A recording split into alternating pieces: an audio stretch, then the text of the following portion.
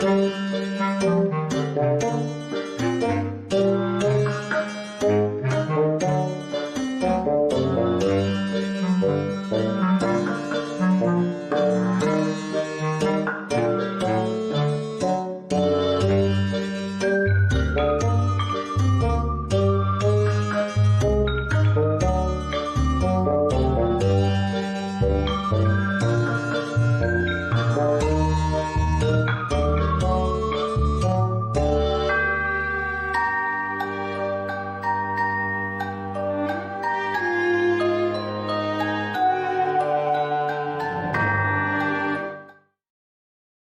welcome to the Samhain edition of Witchcraft Chats.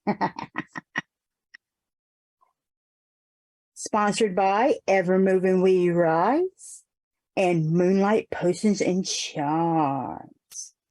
I am your amazing redhead goddess host, Miss Nikki, and we are proud to say that we have our wonderful co-host, Mr.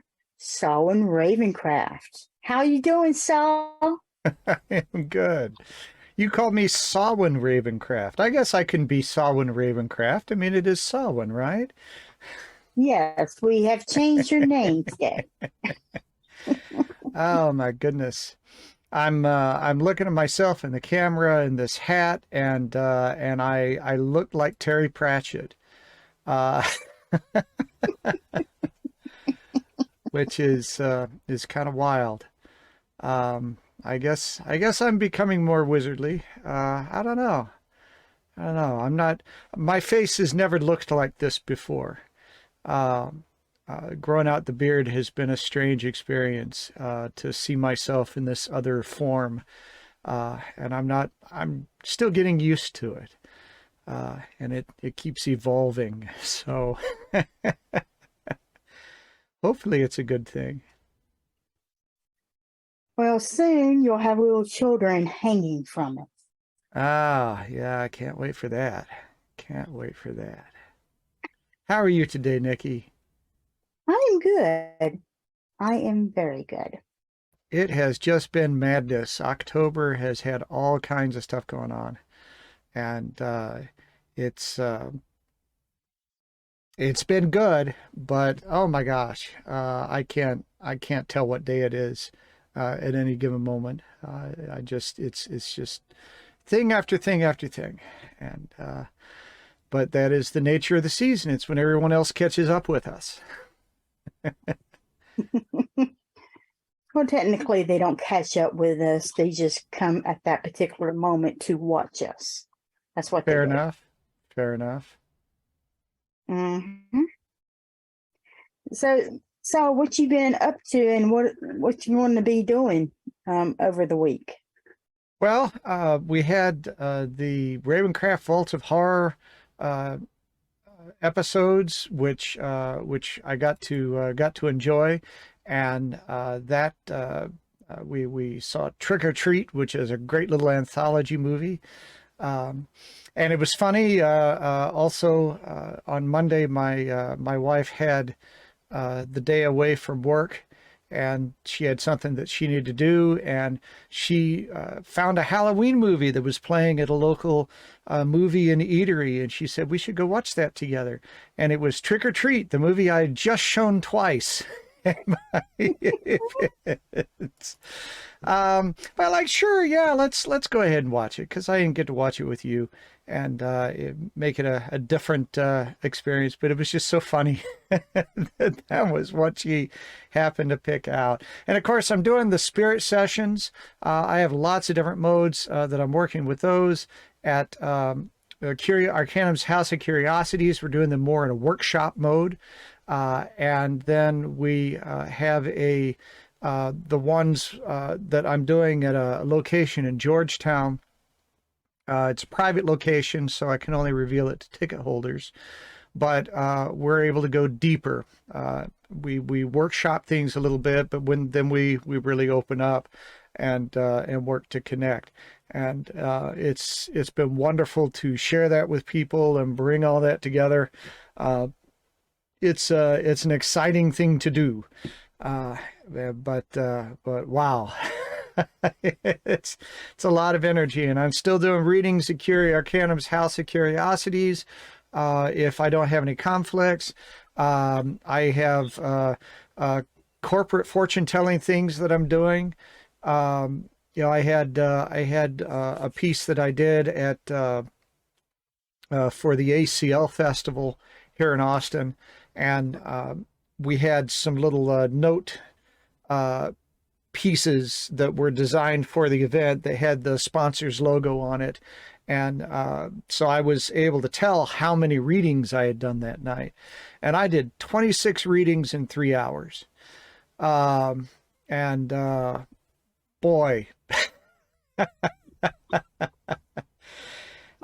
just back to back to back to back to back. It's a different style of doing things that way, and I enjoy doing it that way. It's amazing how you can create a meaningful reading for someone with such a tight restriction like that.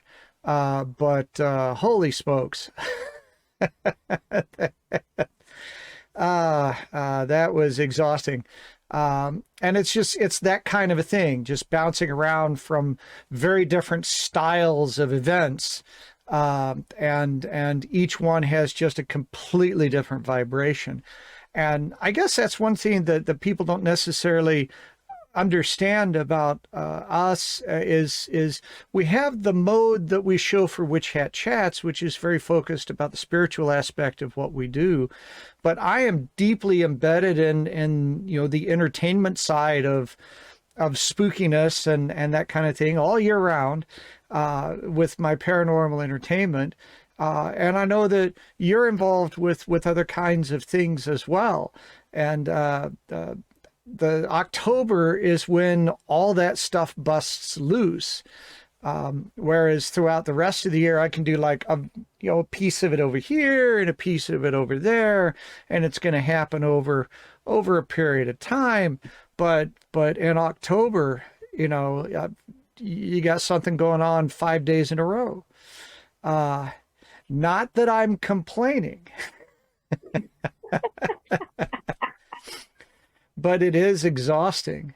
And one of the things that I've done finally trying to turn back to my own website and things like that is I've got a page called Ravencraft's Weirdly Wonderful World. There's also a collection on Eventbrite for that. And what I'm trying to do is have a better collection of the different stuff that I'm doing so that you can see it all together. I tried to do it on Facebook, but Facebook makes everything very scattered, and there's limitations as to how you can show things. And so I'm trying to keep something central that's easy to keep up with, so you can see the free things I'm doing, the ticketed things I'm doing. I need to try and get some of the virtual things put in there, and all of that. But that is there. You go to saulravencraft.com/www, and in this case that stands for Weirdly Wonderful World. See, and it'll show you all the stuff. So that's been something I've snuck in the middle. And oh, I gotta show you this. This is so silly, but I want to show you. Check that out. Dogs doing a seance.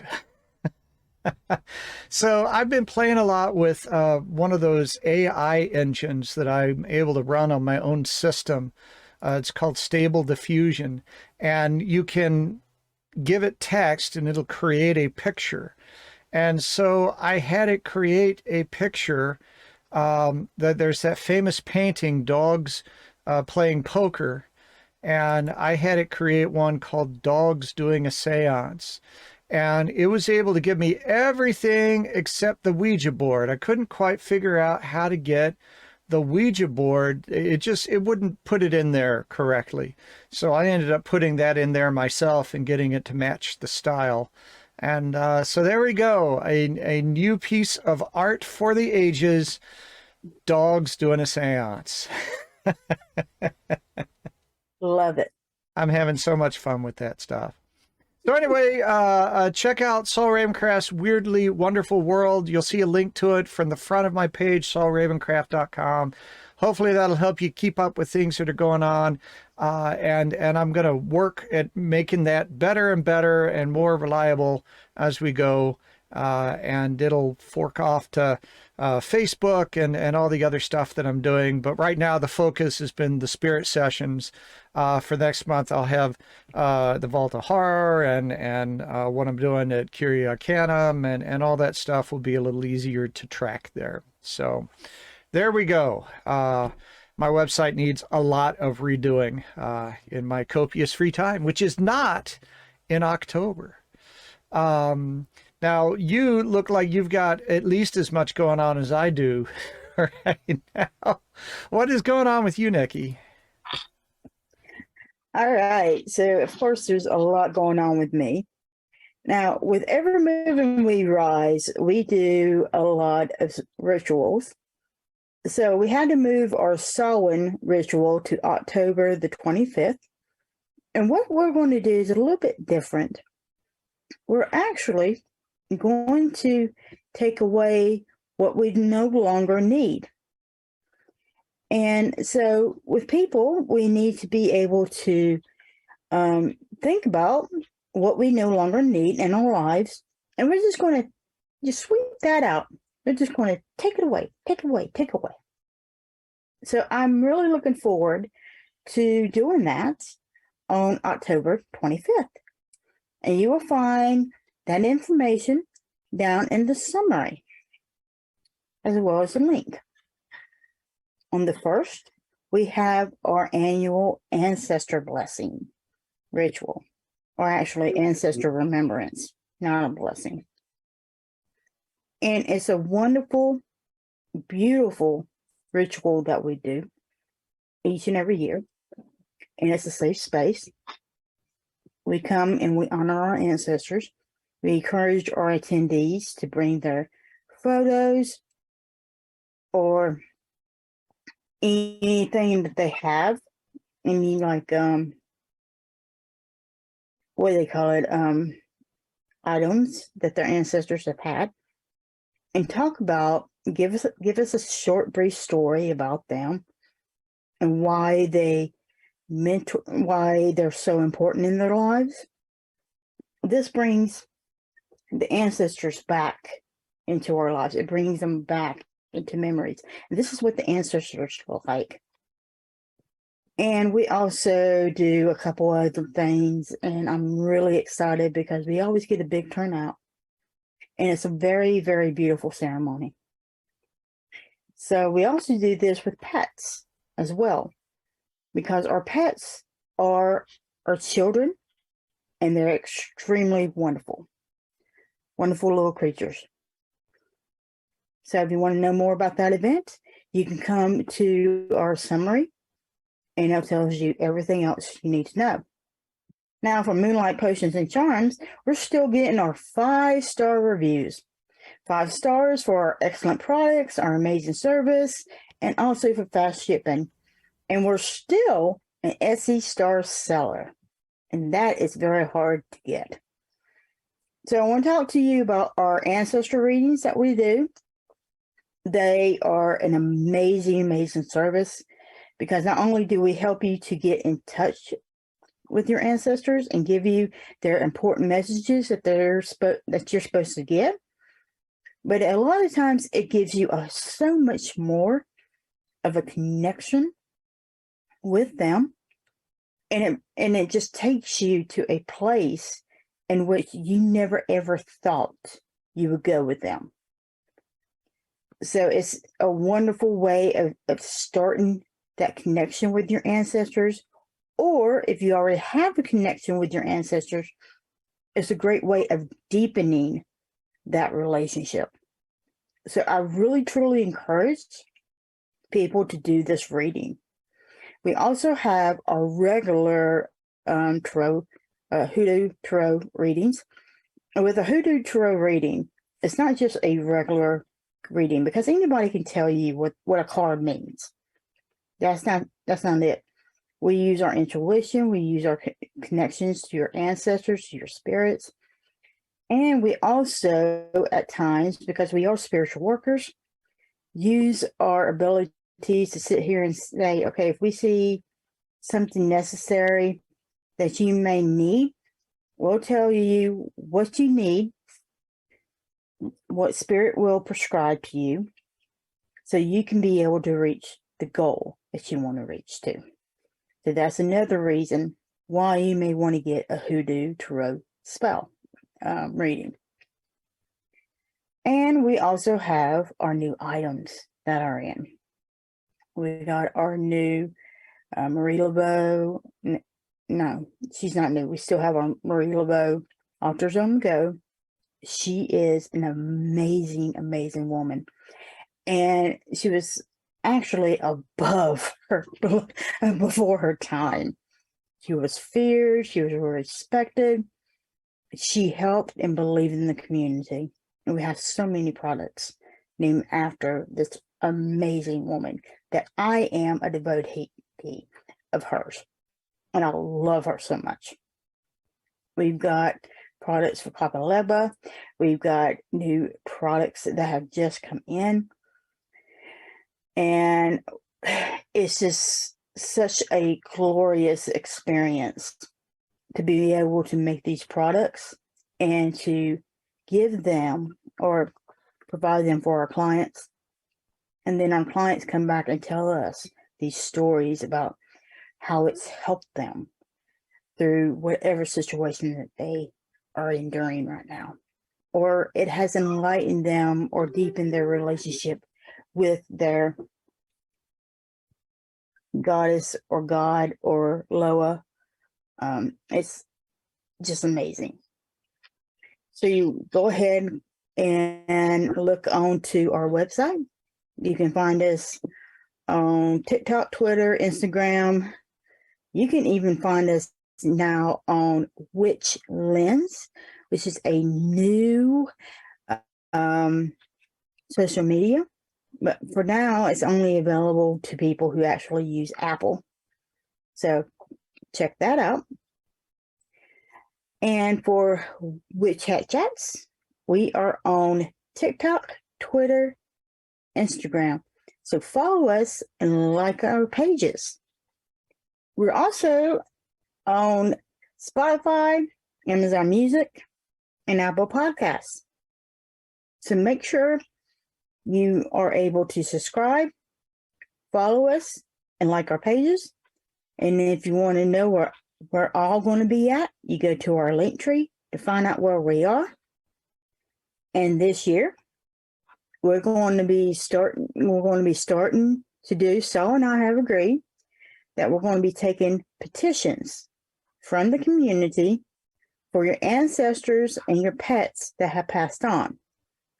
And so I'm going to set up something on our page, and you just write in the petition.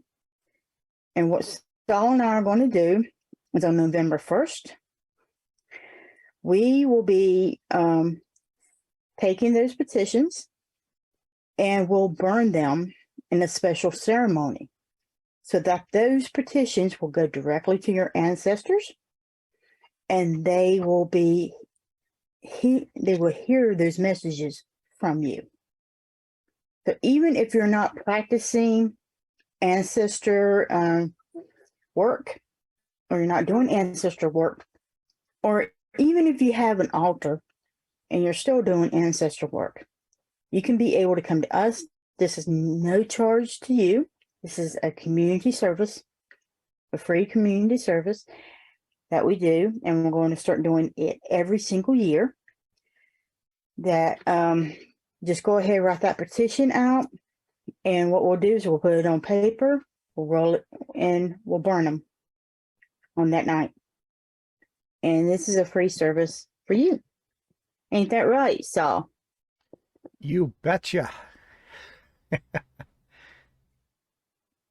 Now it's a good thing. It's the kind of thing that happens when you attend a Samhain ceremony or something like that, that there is a sort of a spirit connection, and not everybody has the ability or the comfort to go to something like that. And so this is a way that our Witch Hat Chats community can have that same level of ceremony, but to do it virtually, and to participate. And you may find that if you participate virtually, that over time you're able to broaden those connections and do it in a live ceremony with your fellow witches when that time rolls around. But we are a community. We are a family here. Mm-hmm. Mm-hmm.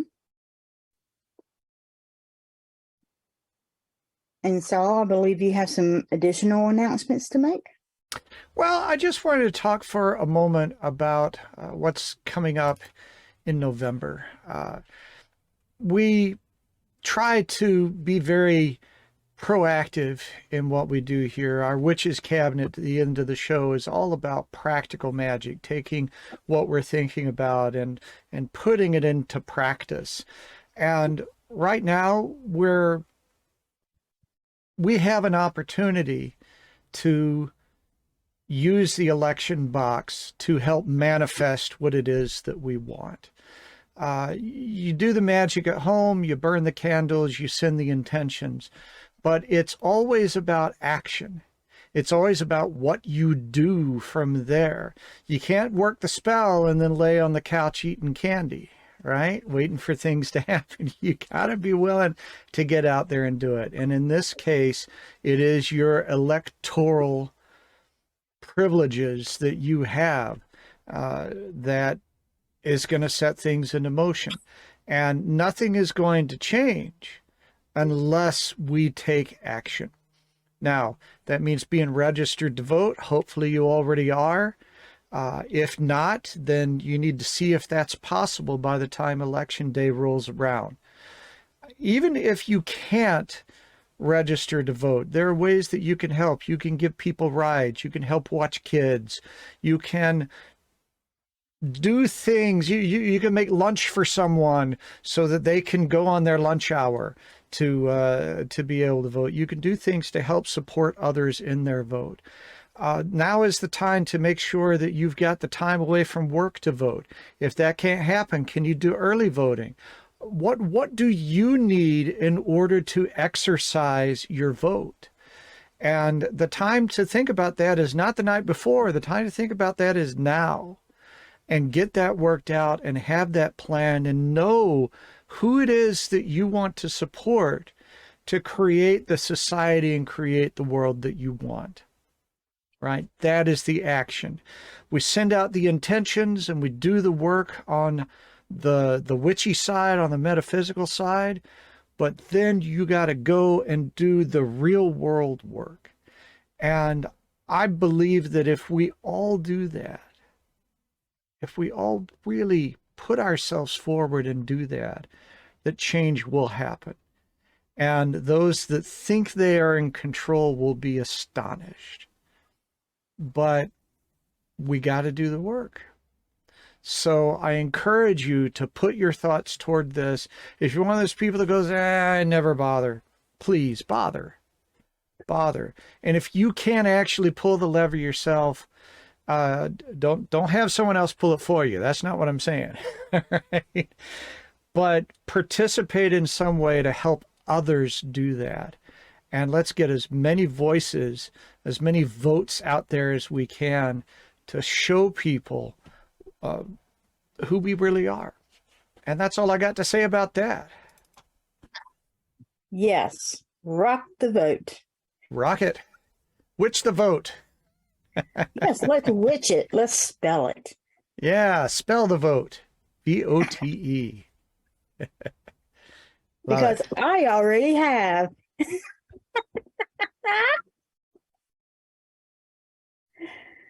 All right. So is it time for a divination reading?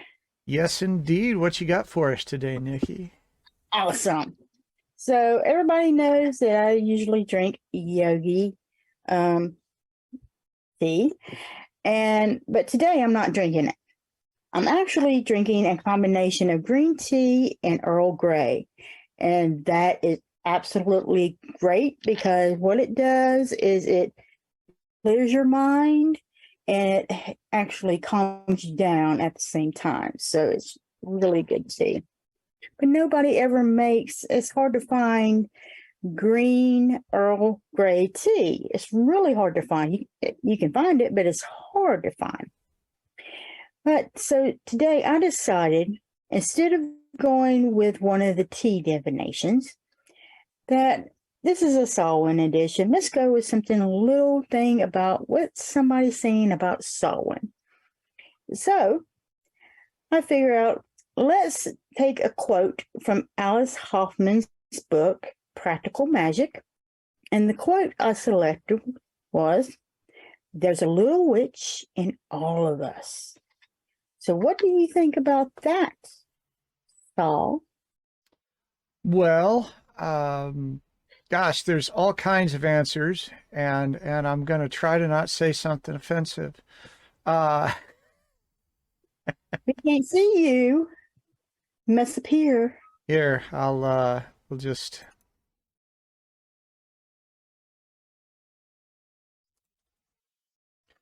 Well, gosh, there's all kinds of things that come to mind, and I'm going to try not to say anything that will upset anybody.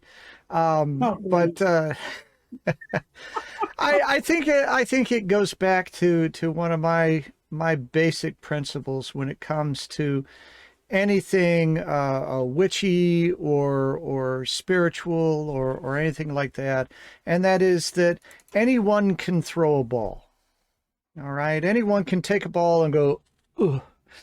Right? You may not throw it with speed or accuracy. You may not be a sports star, but anyone can throw a ball. And when it comes to metaphysics, when it comes to connecting with the universe, with magic or anything like that, it's not like on Harry Potter where you got to be a special kind of person, and someone goes, "Oh, you're a wizard, Harry." Oh, and by the way, we just lost Robbie Coltrane, who played Hagrid. So we're not gonna, yeah, gosh, that sucks. But you know, you don't need some special anointing to be involved with this kind of stuff. We all have a connection to the universe. We're all able to do something, but we have to dare, we have to try, and we have to know that it's possible. And when you do, amazing things happen. But when you don't, then you just sort of sit off on the side and you become a resource for someone else's manifestation. So yeah, you should find that little spot of you that has the touch of magic, and shine the light on it and open that up and do it.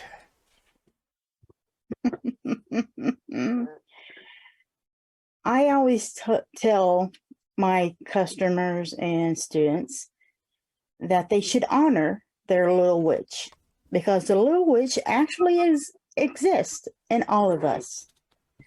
It is where our magic comes from. It is where our imagination, our ideas start, because the little witch has absolutely no filters. It has, when I say filters, I mean it has no racial issues, no issues with the handicap, no issues with age, no issues with sex, no issues at all. It is a blank slate, period. And it's the one that has the magic, the wonder, the imagination. It has everything, because there's nothing there that influences it or anything. That is where your magic comes from. And so I tell all of my students, and I'll tell all of my customers, to put something on your altar to actually represent the little witch, And so what I put on my altar to represent my little witch is my Yoda. That is what? The baby Yoda. Isn't he cute? Love it. It's got to be something that's fun. It's got to be something that you can look at and instantly laugh about. It's got to be something that's playful, because that's what the little witch is. And I say at least once a month, go into meditation and talk to your little witch, whoever it may be. So that way your magic will continue to be fresh. It will continue to grow. It will continue to expand. So yes, Right. honor that little witch. You betcha. I like it. And so with that, we need to listen to these important messages from our sponsors. Have you wondered what spirituality is? Spirituality is limitless, as it does not contain any boundaries on beliefs or practices. Spirituality's most important component is personal experience and allows one to explore it freely. Evermoving We Rise is a spiritual moving tradition, as our name is our lifestyle, because we are persistently rising and moving forward. We realize that everyone's spiritual journey is extremely personal, but more easily traveled with reinforcement. We'll teach you to become friends with your shadow, emerge your authentic self, and give you time and space to develop your own spirituality. And when situations bump back, you'll have the entire community behind you, as we are a magical family who work to sustain each other. Discover the benefits of working within a society dedicated to helping you grow on your personal path. Visit us on our website, Linktree, or Facebook page and discover why we don't fit in the box. Behind the door, and ye should find the return of the Barebone Trio. See no evil, hear no evil, and speak no evil, skeletons. This Barebone Trio reminds us not to take life too seriously and shows us the sense of humor we all have. Each one crafted with specific details and are great for the Day of the Dead, your ancestor altar, Halloween, Samhain, Hecate, and the possibilities are limitless. And there is so much more in our wicked store to help you to embrace the power of your own magic.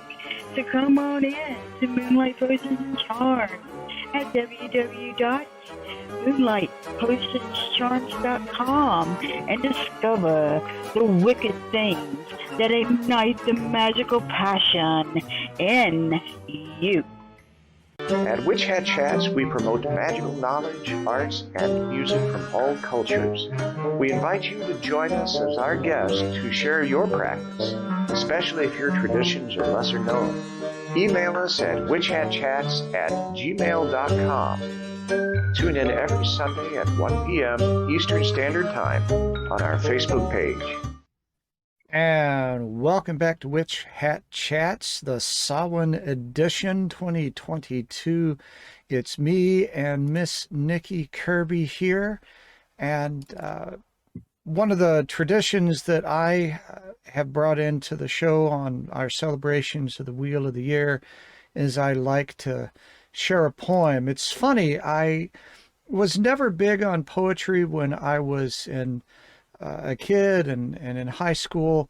I enjoyed Shakespeare and that sort of thing, but didn't really get into poetry so much. But being on this program and dealing with a lot of this stuff, these ideas and the spiritual side of them and the contemplation of them has gotten me into poetry. I love finding poems that are related to these seasons and to share them. And I got one. I got one here. It is called Samhain. It is by Annie Finch, and this one's shorter, but I love its message. It is very much about that time of year and that spirit connection. Here we go. Samhain by Annie Finch.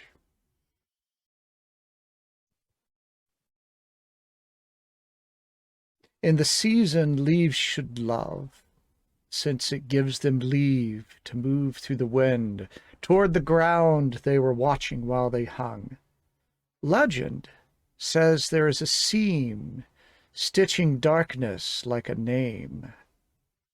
Now, when dying grasses veil earth from the sky in one last pale wave, as autumn dies to bring winter back, and then the spring, we who die ourselves can peel back another kind of veil that hangs among us like thick smoke. Tonight, at last I feel it shake. I feel the nights stretching away thousands long behind the days, till they reach the darkness where all of me is ancestor.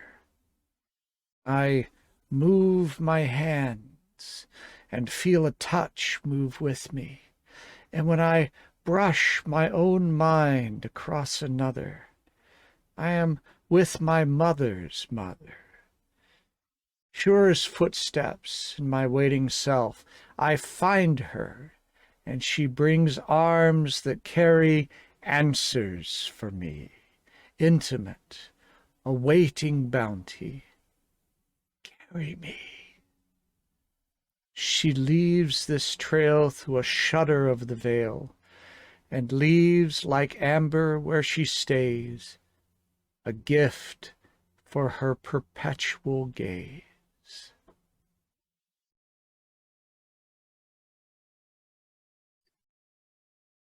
Hmm. Lovely ideas, lovely images there. Mm-hmm. Very much so. And I enjoy the way that she ties the leaves on the trees with the leaving of the spirit, and a similar flight, a similar freedom suddenly released to move into whatever awaits us after. It's the same thing.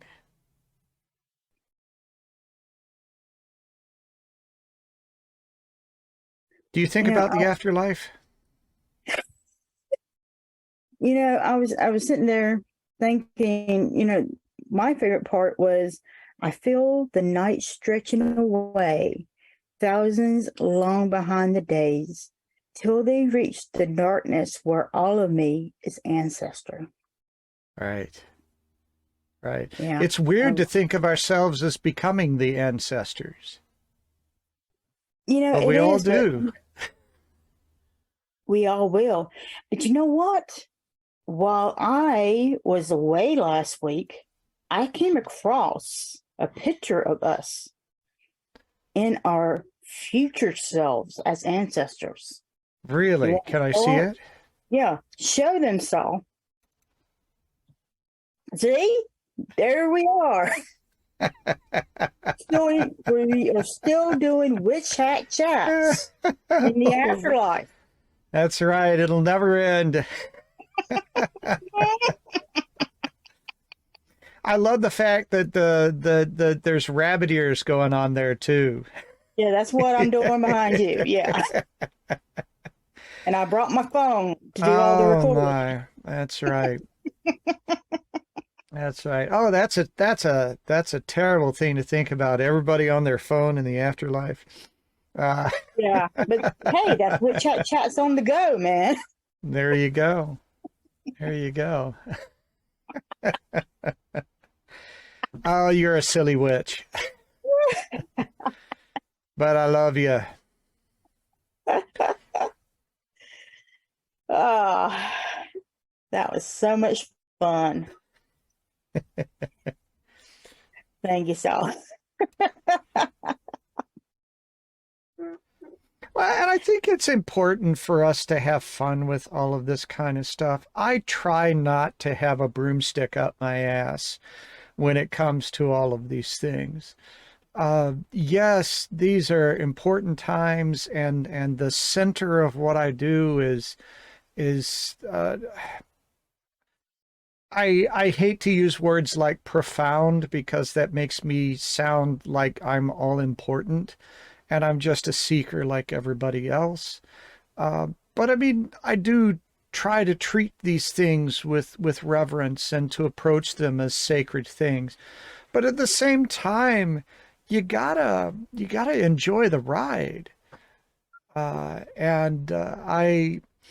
example, I know some people that get upset about movies involving witchcraft. And I love horror movies. I love some of those movies about the like what we're gonna watch next month in Vault of Horror is The Haunted Palace with Vincent Price, and it's I about love someone that who show. it's great, and It's awesome. it's about an evil man with powers who places his curse on the village as they put him to death, and yes, he does remanifest, and I love movies about exorcism and Ouija boards gone wrong and all of that kind of thing, even though they're fantasy. And I know they're fantasy, and that's not the way that this stuff actually goes. I mean, there are tiny little ideas in there that you probably need to heed. Right? You don't just open yourself to up to everything without placing some kind of boundaries around things. But I love that stuff. It amuses me so much. And I know there's a difference between the fantasy, cartoony, silly enjoyment side of this stuff and the real practice. And I think that a lot of times things like Harry Potter and things that are a little cartoony about what we do, they get people curious, and that's what leads people to finding out about the real pathways there. So I celebrate those things, and I laugh at the parts that are stupid. I think there are very few situations where something like that is genuinely harmful. Very, very rarely. It just, you probably need to read a book or something. But I don't know. Do you get bothered by outrageous witchy movies and that sort of thing? Not really. I just think they're stupid. and I like that. You know what? The thing about it is, what really bothers me is that I don't get scared. It's nothing scares me anymore.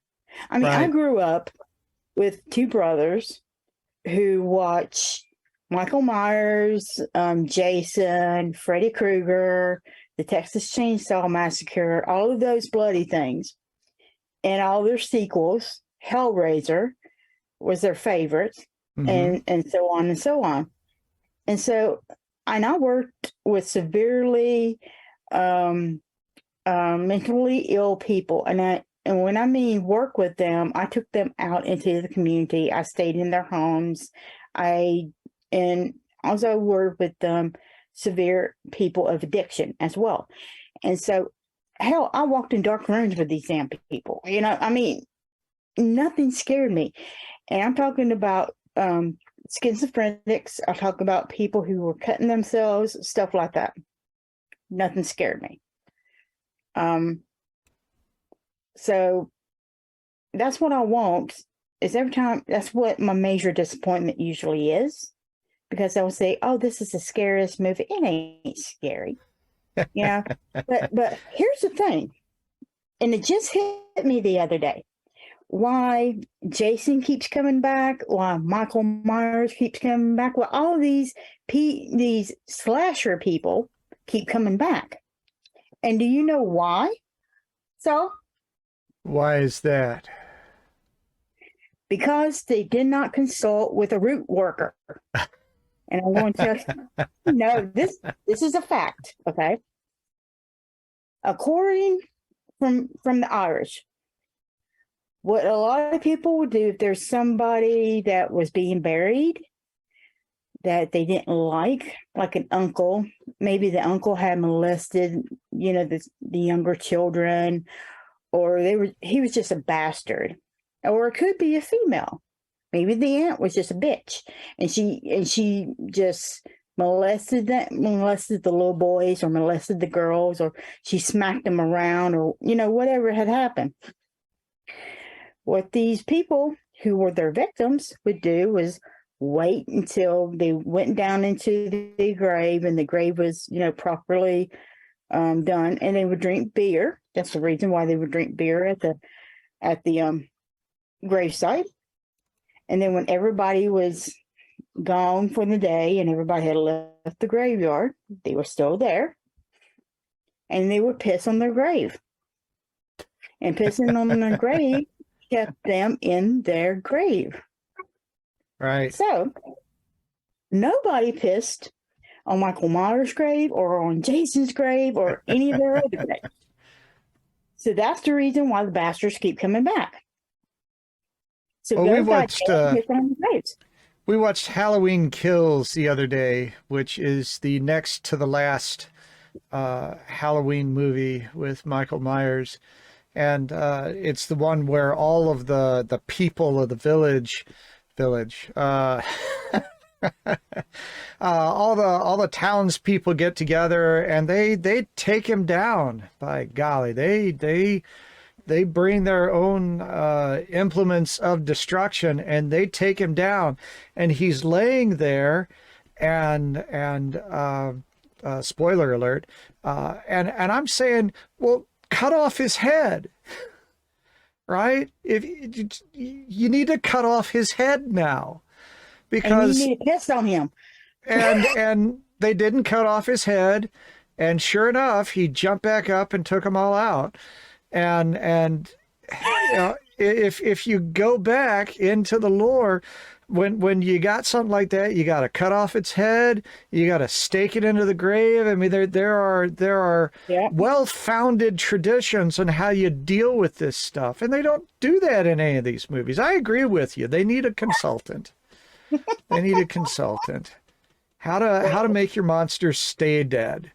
Now, I also want to talk a moment about not being scared by things. So one of the things that for me, when I first got an interest in horror movies and all that, is I got an interest in the filmmaking, the special effects, and all of that. And I became very aware of how all of this stuff works. I became very aware of the storytelling. Of course, as you go deeper down your path as a practitioner, you encounter all kinds of crazy stuff. And you realize how what you're shown in the movies is just a pale imitation of some of this lore. And that you got to face it anyway. And that a lot of the things that people are afraid of, like ghosts and that sort of thing, are not really things to be feared. They're things to be addressed in some way, but they're not something that is not something that's going to get you. And so I find in these movies that I don't necessarily get scared either. Every once in a while, there was one moment in Halloween Kills where a guy got a knife to the eye that just kind of jumped out at me and was like, whoa, when that happened, because it was really effectively done. And so I'll get the cringy moments, like that, but I don't necessarily have a moment where I'm sitting in terror, because I know that because of who I am and what I do, things aren't coming out to get me. The monsters aren't monsters. They're others. And if I had to deal with some of the monsters that are depicted in movies, I would start by showing them respect, because they very rarely are just going to go and murder everybody. That's more a movie thing than a real thing.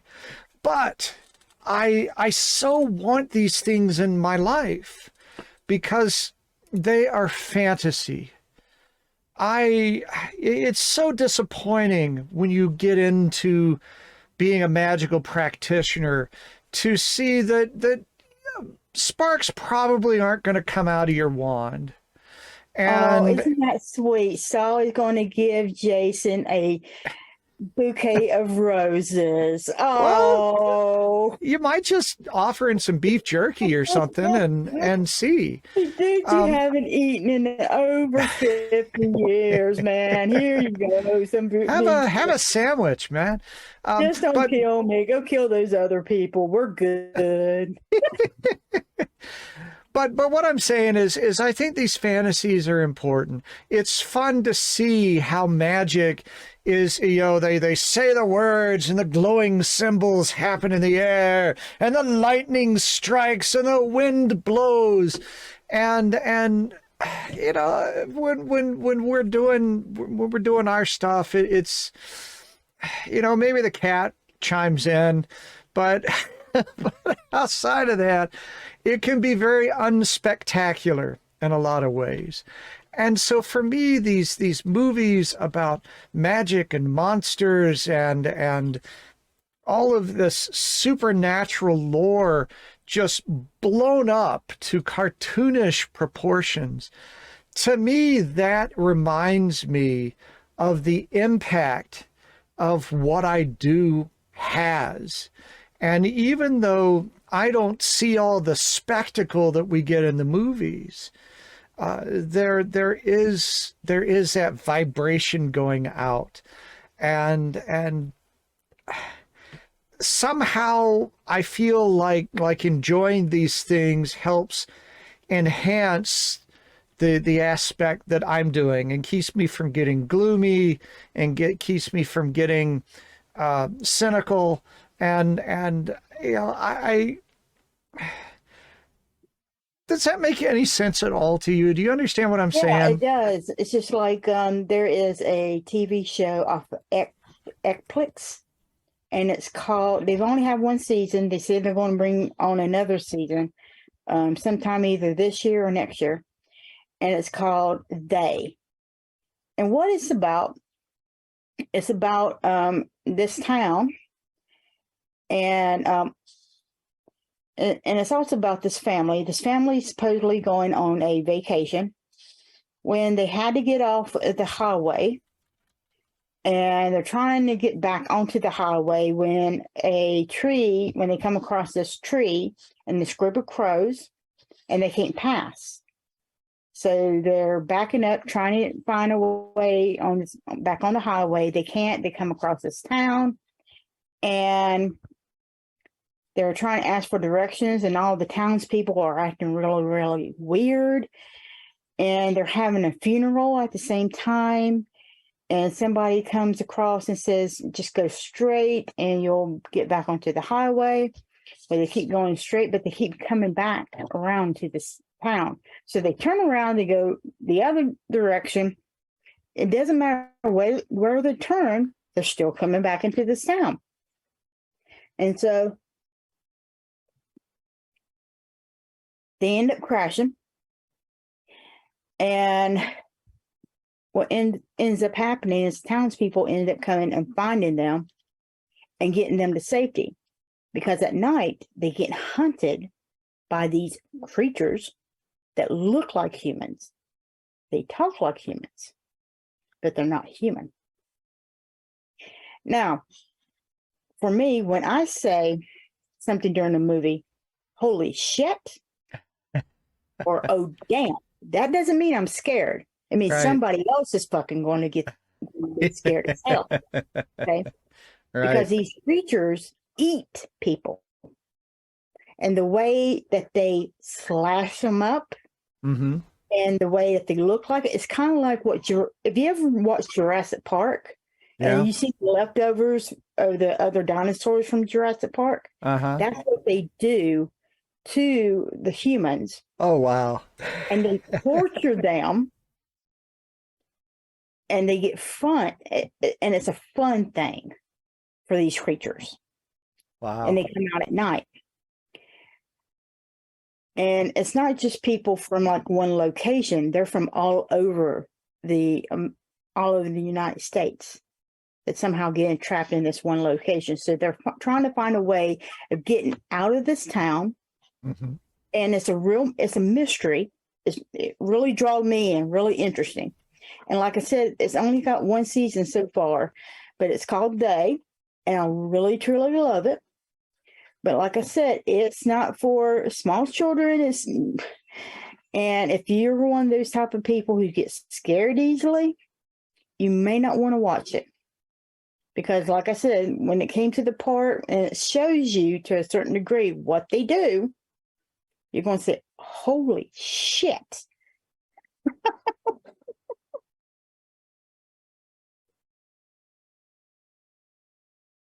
Yeah, so I understand what you're saying. I mean, the last time I got scared was when I was a kid, you know, and the movies that scare me as a kid don't scare me now. Right. And the only quote monster that actually scared me was Freddy Krueger. Okay, and I will tell you why. Even though each one of those monster stories actually has a real story backing it up, Freddy Mm-hmm. Krueger does. And it was because he could come and get you in your dreams. Right. That was the reason. Yeah. The other guys, I figure my mom would beat the shit out of them when I was a kid. It was no big deal. Because she would kill them. No big deal. So I was safe when it came to that. My brothers would be cowards and throw me to them. And then my spirits will run and beat the shit out of them. So, I mean, I was okay when it came to that. Freddy was another thing. But I love the original, not the new, the original Poltergeist series. Right. And that still creeps me out. And it's because I have actually grew up with people, especially in Poltergeist 2, that are like that, and those people happen to be related to me. And I've actually had events similar to what has happened in Poltergeist growing up. So yes, it still kind of creeps me out. But also Steven Spielberg did that. I don't know who did the remake. The remake wasn't anywhere like the original version. Sure. Yeah. So, you know, I like to do, I always watch horror movies all year long. Yeah, me too. And trying to find a good one is just very difficult. You know, one that's Sure. going to catch my eye. Because a lot of them, they just want to show blood everywhere, and they don't have any story to it, you know? Well, I enjoy some of the bad ones too. Sometimes there's just something glorious about some of these terrible attempts at movie making that people do, and bless their hearts for getting all the way through it. Right. Yeah, it's somebody's creation, and sometimes they have these little moments of gold, but sometimes they just show you things you've never seen before. Just so yeah, and I think it's okay. Personally, I think the people that are easily frightened are people who are in least control of their own path. They haven't taken on any of the things that we talk about for moving toward your own destiny. And you know you are prey when your life is like that. And so the thing in the movie is going to get you, because everything's going to get you. You're helpless. And when you learn how to not be helpless, those things are less scary and they're more entertaining. And that's okay. I don't want to go through life being afraid. Been there, done that. And I much prefer this part of the path. Right. Where you can wear a hat like this and no one can say anything. Well, they can say stuff, but you don't give a shit. That's right. That's power. Right. Well, it's time for us to take a break and get a word from our sponsors. So pay attention to this stuff you need to know. I'm Saul Ravencraft, co-host of Witch Hat Chats. I understand just how confusing and chaotic it can be to open to a path of magic and manifestation. Everything seems to turn on its head. I want to be an ally as you find the way upon your path. My studio setup will let us do readings, coaching, and exploration virtually, just as though you were sitting across the table from me. One size does not fit all, and we will work together to craft the right approaches to build your practice, your confidence, and your power using the tools of divination, magical works, and spirit connections. It's never too late to embrace a new path and emerge empowered. Go to TexasMojoMan.com and select Contact to begin. There's a message now. Let's get started working on your very good fortune.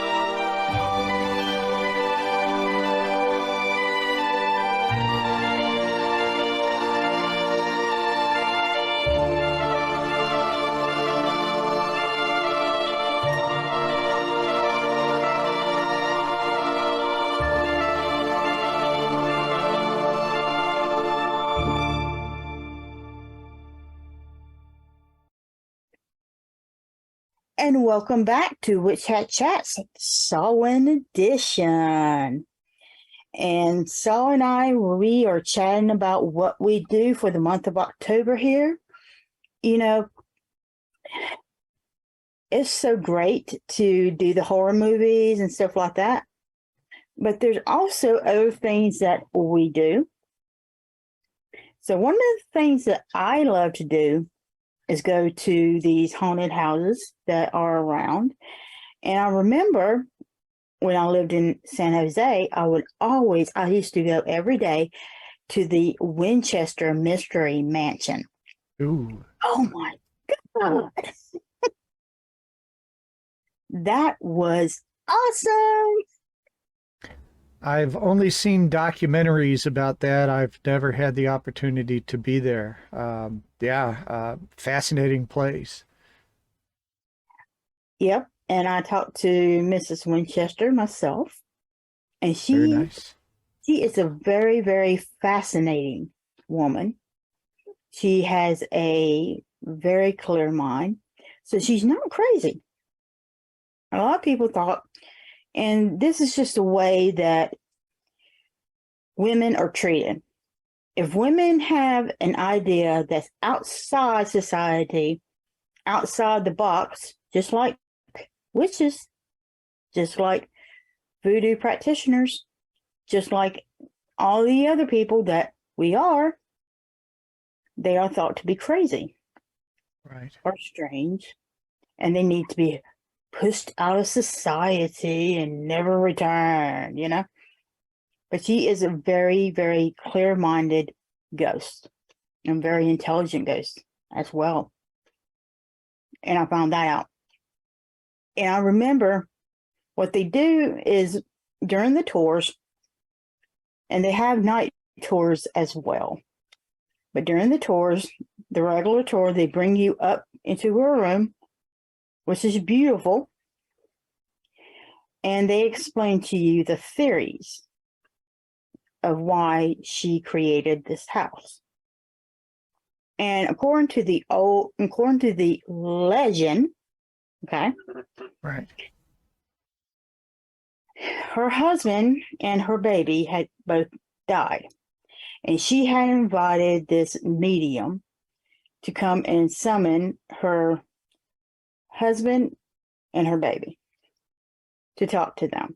And the medium took advantage of her, quote, mental state of grieving, and no state my ass, and told her that she was being attacked by the people who were killed by her husband's rifle, the Winchester.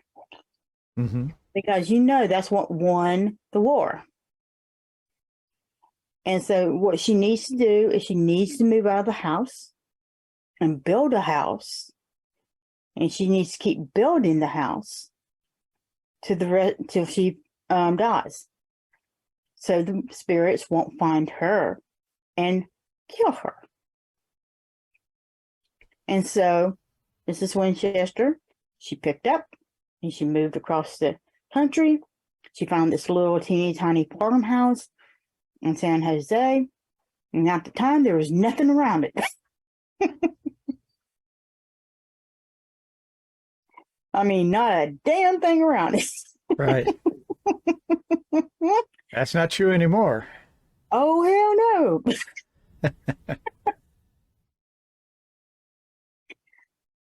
And then she turned this little teeny tiny house into this great big house. And no blueprints would ever match it. Mm-hmm. Because once she made a room, she would have it closed and locked. And then eventually it would be torn down, a new room would be made, and so on and so on and so on. And then they went into another theory that she was not the best of architects. She didn't have any architecture training. And then they listed about 3 or 4 theories. So as I'm sitting here and I have a friend with me,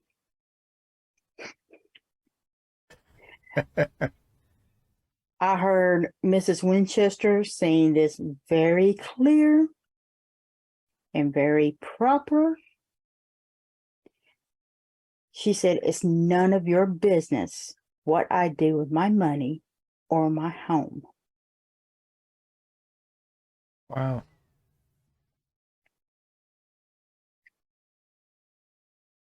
And I couldn't help it, but when I did that, my friend Michelle was like, you just talked to spirits, didn't you? You heard somebody, didn't you? We're in this crowd, and I mean, literally, we're like bump to bump because because the rooms are so small, and they quarter off half the damn room of the small room, right? Sure. And so I'm like, shut up. So everybody's moving forward. I turn back to the rocking chair that's in this corner, and I start to have a little brief conversation with her. And so Michelle's going around telling everybody in the group that I am talking to Mrs. Winchester.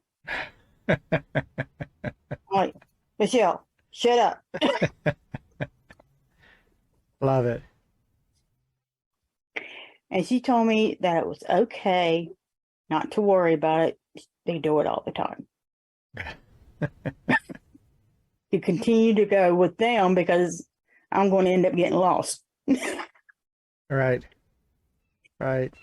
But it was just such an amazing, because you could never tell what level you were on, if you were on level 1, 2, or 3, because we did go up to the 3rd level. Uh-huh. I didn't know that we were on the 3rd level. I didn't know we were on the 2nd level sometimes. And I didn't know how the hell we got back to the 1st level. It was one of those things. Her ballroom was actually, Disney modeled her ballroom for the castle in Disney World. Interesting. Yeah. And Very it looks nice. just like it. Huh. Absolutely like it. And, there's a lot of fascinating things about this small woman. I mean, she was only 4'9". Right.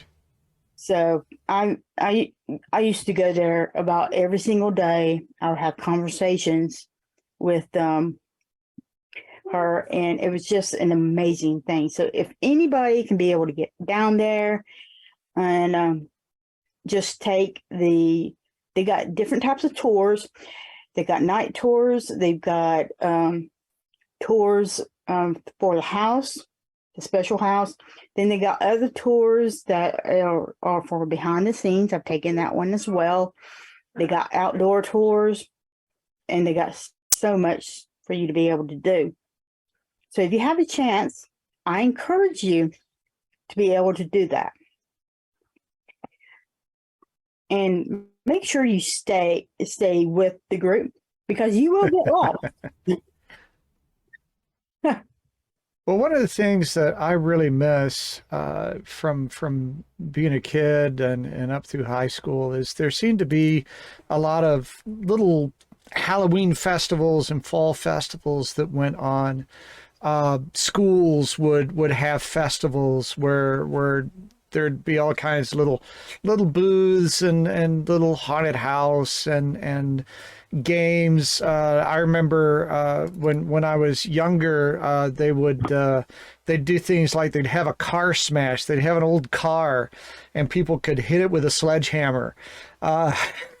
Just beat the car all to hell, and get that aggression out.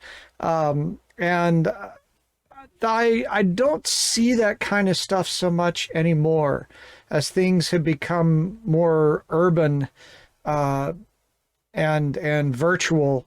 It's harder to find that kind of stuff going on.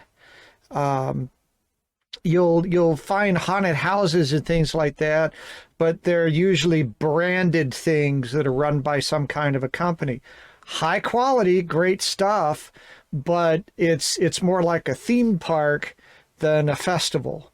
And so I miss some of that simpler thing, because I do think it harkens back a little more to what these times are all about. They are festivals, and they are supposed to be for the common people to celebrate together. And so I don't know that kind of thing will ever come back the way that I remember it. But I do miss that sort of neighborhood celebration that used to go on. And trick-or-treaters. Hardly get any trick-or-treaters anymore. So I guess that's me sounding old, but it is an aspect. And it's something that I think that if someone is especially on this path, have your own little party, have your own little Halloween party, and do your own celebration. It doesn't have to be a spiritual celebration. I mean, if you want to put some ritual in there, that's great. If you got a circle like that, you can do that.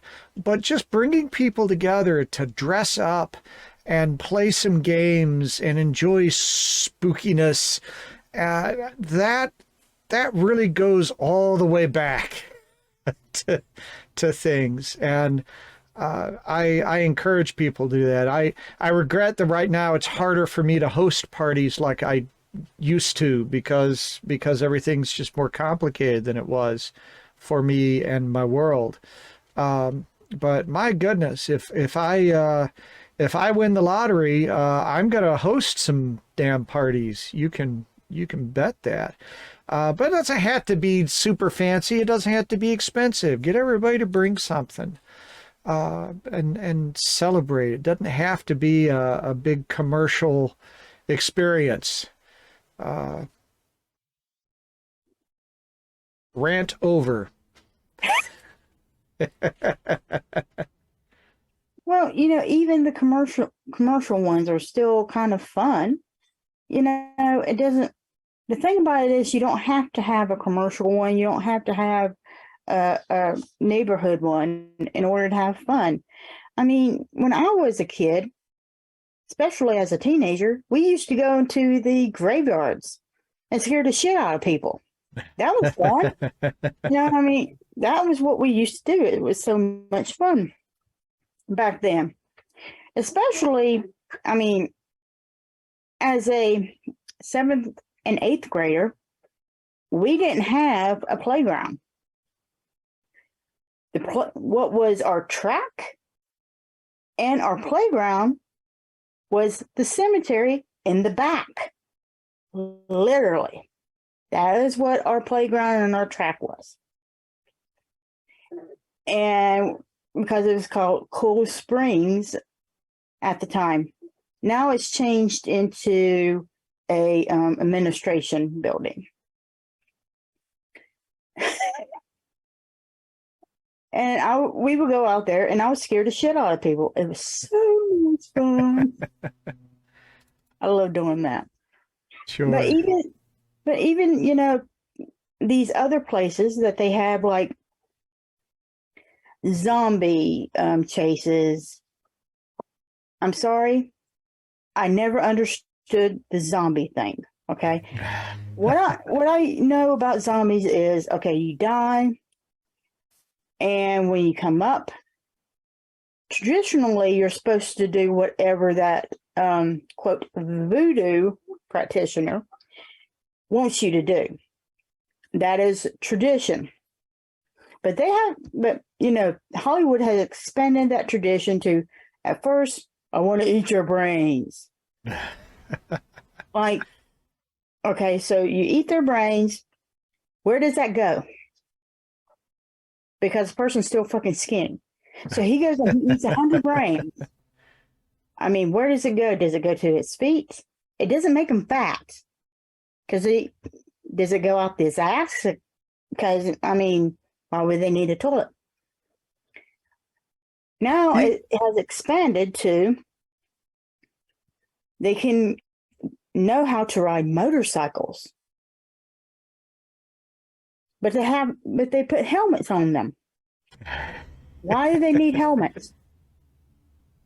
I don't get that. And now they expanded it to sharks. You got zombie sharks now. You may be overthinking this, Nikki. No, I'm just sitting here thinking, what the hell? To me, that's just a little bit too much. It's not believable to me. So I just have a problem with the zombies.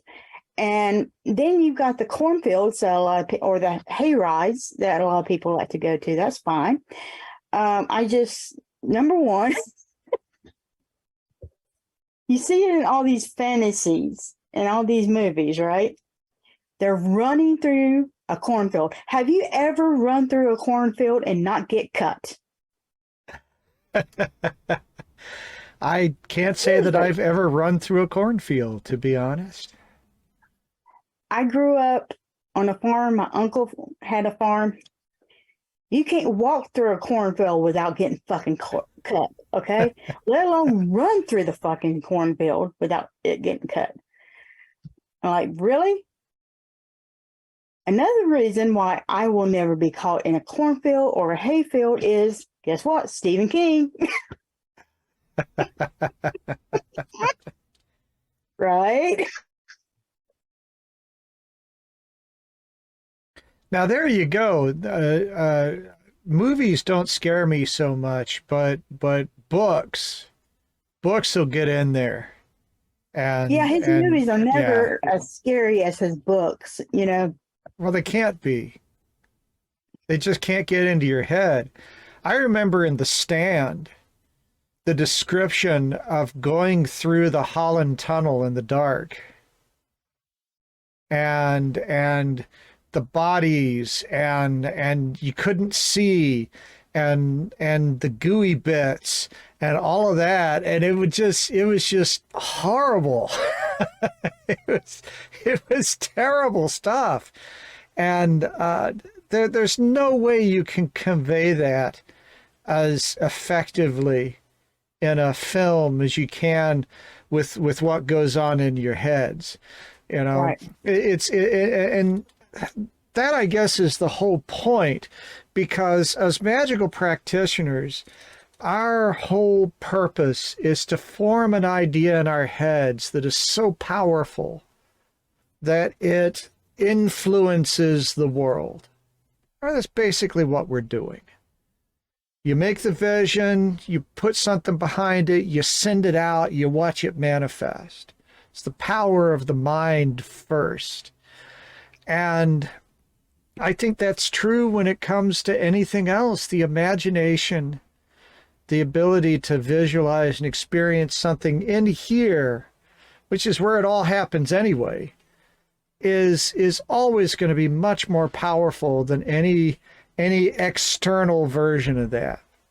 Right. It's just, and again, once you come into contact with what your mind can do, all that other stuff is just silly. But now I really do want to see someone add a scene to a movie where someone runs into a cornfield and gets all cut up. I think that would be terrific. I want to see that now. Yeah. Yeah. The real version of the cornfield. Yeah, you know, it's like every single movie. I can name it. Signs. They run through the cornfield all the time. But, you know, with Signs, there's another problem with Signs, okay? Even though I do like the movie, okay? The movie's basically about a pastor who lost his faith, and he lives on a farm, and he's got hundreds and hundreds of cornfields, and his brother lives with him. But throughout the entire movie, you never see them harvesting. You never see anybody working for them to harvest the corn. So how the hell do they make their money? How the hell does the corn get harvested? You never see any of that at all. Nikki, it feels like this has become a very critical edition of Witch Hat Chats. There may be people looking for something a little more. You said okay, why you got into horror movies, and then here I am when I got into film school. That's what made it worse for me, because I look at movies like a director now, and so I started asking a lot of those damn questions. But okay, so let's get back to those things. So if you know, I like to be able to go and do those type of things, you know, like go through the haunted forest and stuff like that. So we'll go ahead and table that for now. And when we come back, we are going to do some spiritual, spooky shit for Samhain. The witching hour is here and new magical products arrive at Moonlight Potions and Charms. And what appears during the magical hour? Our mysterious triple goddess Hecate key necklace comes in 2 sizes, perfectly aligned with her wheel so her devotees can find their way through the darkness. The handsome hand of God statues believed to be protective talismans of luck, fertility, abundance, and good health come in black or white. One of the best ways to bring your ancestors with you no matter where you go is our traveling ancestor altar on the go. They come in 3 sizes, small, medium, and large, perfect for all of your needs. They include candles, an oil, a toy for the little ones who passed on, and so much more to honor their beloved dead. And our Papa Legba key necklace are perfect for the devotees of the King of the Crossroads. Comes in 2 sizes, each one specifically prayed over and dedicated to Papa Legba himself. And appearing for the first time, Baron Sam D and Mama Bridget, Altar on the Go limited edition. Yes, you can take your altar to the cemetery with you. How cool is that? The traveling altar is complete with top hats, coffin nails, a cross from Mama Bridget, and so much more with room for you to add your own items. So show Baron Sam D and Mama Bridget the altar perfect for them. And don't forget, our barebone trio, See No Evil, Hear No Evil, Speak No Evil skeletons have returned. There is so much more in our wicked store to help you to embrace the power of your own magic. So come on in to Moonlight Potions and Charms at www.moonlightpotionscharms.com and discover the wicked things that ignite the magical passion in you. Anybody can tell you what is on a tarot or oracle card. What matters is seeing beyond what others may not be able to see and help the client to uncover what lies in the mist. What do readings from Moonlight Potions and Charms do? Wednesday I did this ancestor reading and it was an amazing reading. And it was a detailed reading. And I remember talking to this customer's ancestors, and it was so delightful, and he wanted some questions to be answered about the magic in his family because he didn't know, and his family was mostly like most of our families are. You know how everything is like hush hush when it comes to the magic in his family, and he wanted to know who can he actually talk to about the history of the magic in his family. And I was able to give him specifically who he can go to talk to about that, what particular deity he can actually go to be able to help him with this. And it was just an amazing reading, and talking to his ancestors, they were such a delight, and they told me so much about this customer. It was just an absolutely wonderful, wonderful reading for him. And I was just so happy to be able to give him this wonderful reading. It's really amazing to be able to give people these readings, these products that's really going to help them, and be able to give back to the community, because this is what Moonlight Potions and Charms is about. We want to help you to embrace the power of your own magic. That is what we are all about, is to help you to do that. Book now and allow our wonderful staff to take care of your spiritual reading needs. And there is so much more in our wicked store to help you to embrace the power of your own magic. So come on in to Moonlight Potions and Charms at www.moonlightpotionscharms.com and discover the wicked things that ignite the magical passion in you.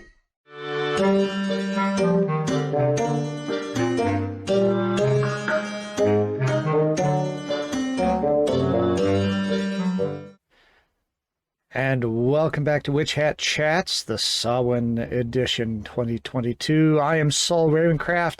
I am here, of course, with Miss Nikki Kirby. And as promised, we've talked about all kinds of things around Halloween and our enjoyment of the Halloween season. But this segment, we're really going to focus on some of the practical Samhain activities that we normally do on a Wheel of the Year episode. And what are we going to start with, Miss Nikki? Well, our friend Opa Luna has generously it's going to make us learn how to make Samhain skulls.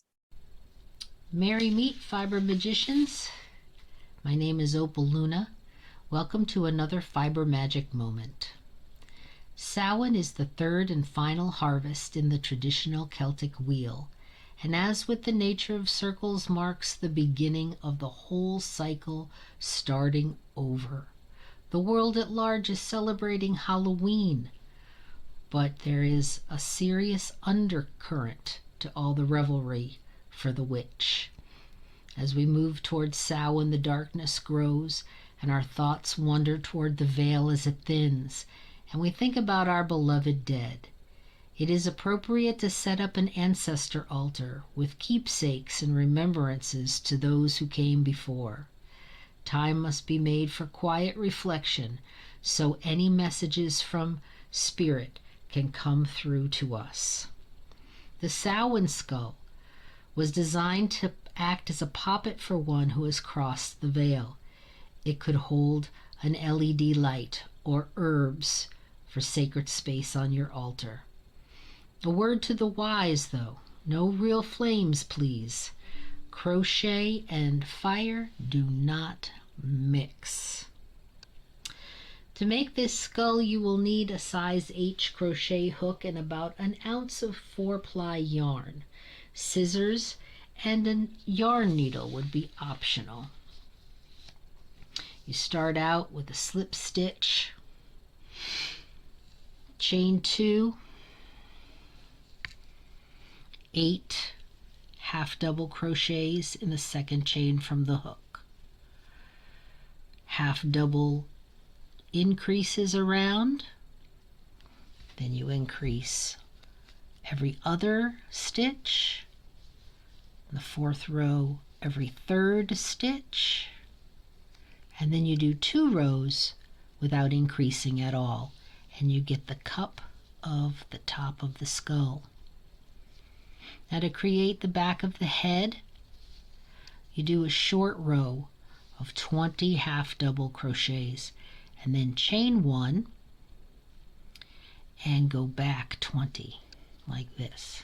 And now I will show you how to get those facial features. All right, so we've come around our 20 half double crochets. We continue by chaining 4, skipping 4, 1, 2, 3, 4, 4 slip stitches, 1, 2, 3, 4. Chain 4 again, slip 1, 2, 3, 4, skip those, and slip stitch into that first half double that you made on row 8. Chain 1 and turn. Single crochet now. Single crochet in that same place you chained from, and then 1 single crochet in each chain down those 4 chains. 1, 2,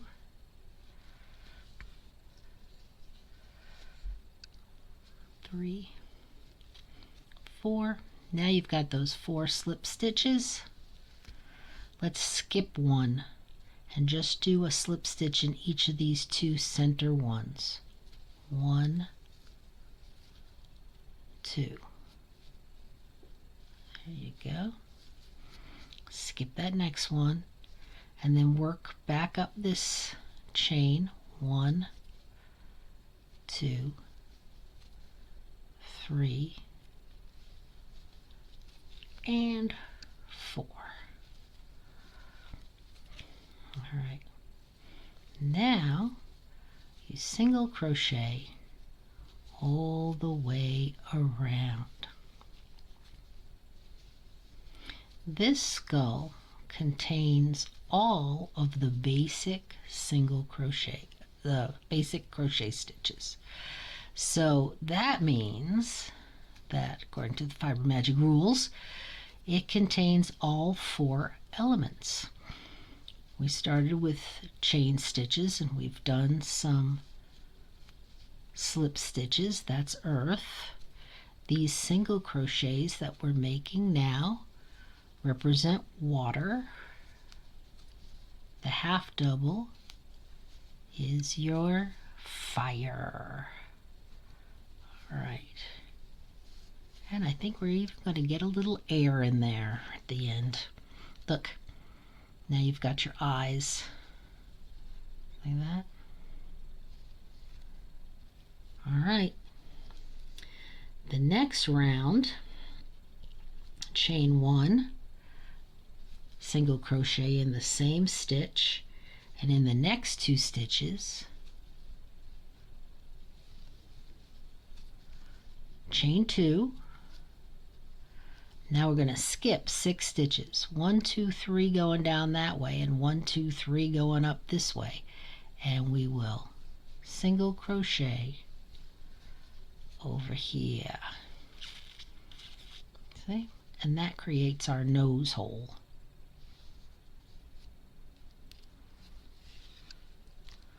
Again, single crochet all the way around. You can see over there to my right that I've made these skulls in several different colors. You can do white or any shade of white. You'll be surprised how many shades of white there are when you start looking at it. Bone, Aran, off-white, ecru. I even made a lavender one because you could decorate this like a sugar skull if you wanted to. It's all up to you. All right, we're around again and we will slip stitch into our first stitch. All right, on to number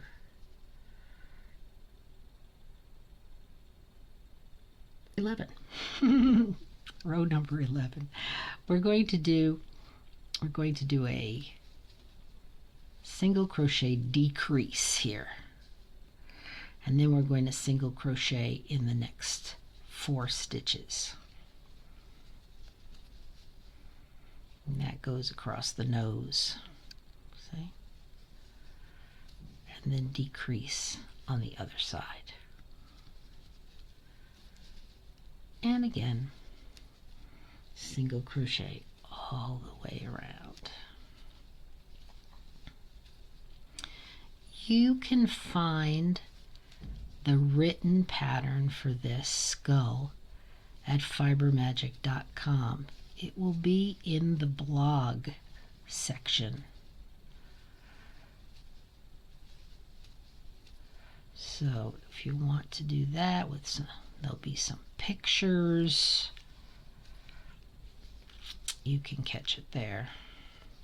You'll get the whole thing. Just giving you the idea here. All right. Very good. All right, row number 12. Chain 1. Slip stitch into that same stitch, and then 2 double crochets. Here we go. We've got a little air. We're getting a little air now. 2 double crochets in the next 4 stitches. Look at that. That's going to create that mouth area. you could do some embroidery on this and emphasize that, right? Then chain 1 and single crochet all the way around. There you go.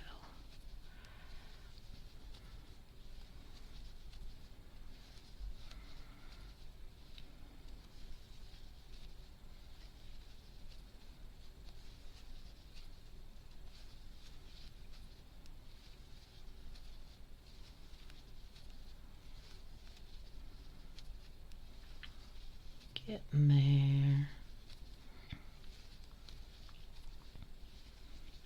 All right. And slip stitch into that first stitch. There we go. He's looking good. All right, now we're going to work in the back loops only. Boy, this pattern has everything. Chain 1, and we're going to do single crochet and then a single crochet decrease all the way around, but we're going to do it in the back loops only.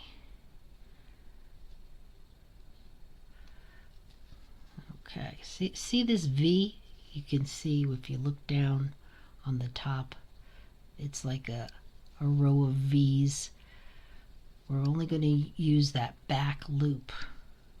And to do a decrease, we're going to insert our hook, drop a loop, insert our hook, drop a loop, and then yarn over and draw through all 3 of those.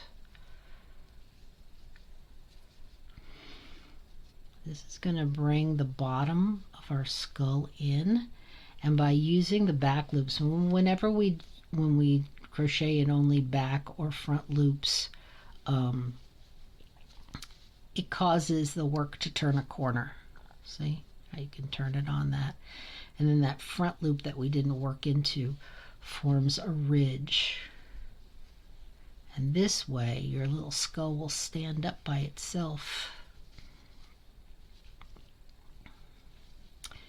Now if you would like to have an LED light inside your skull, it's a good idea to drop it in right after this row. We only have one more row to go, and even though we're going to leave a hole on the bottom, and the little hole on the bottom will be perfect for turning your light off and on,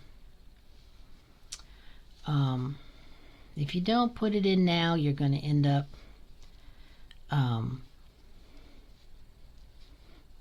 having to, I don't know, push it through the nose. Not good. Let's just drop it in now. Easier. I got these that look like they're melted, huh? Isn't that cool?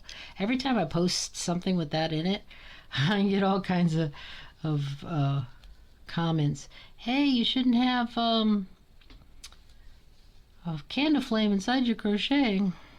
I guess that's just how real they look, right? Okay, so we're going to go around again, just decreasing every time.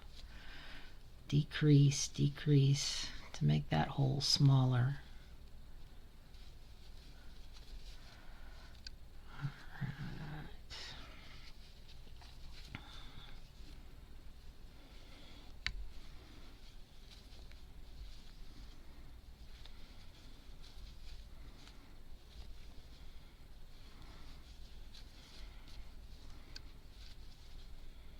Perfect. Slip stitch, right? Cut your yarn, fasten it off. Then you can use a needle here to weave that in, or you could just, I usually just weave it in with my hook, you know. Just go around like that. Weave it all the way in. Alright, so let's find our little candle inside there. Get it upright. Look here and find the bottom. Where are you? There you are, so you can turn it on. Huh? And there you have it. Look at this guy. Huh?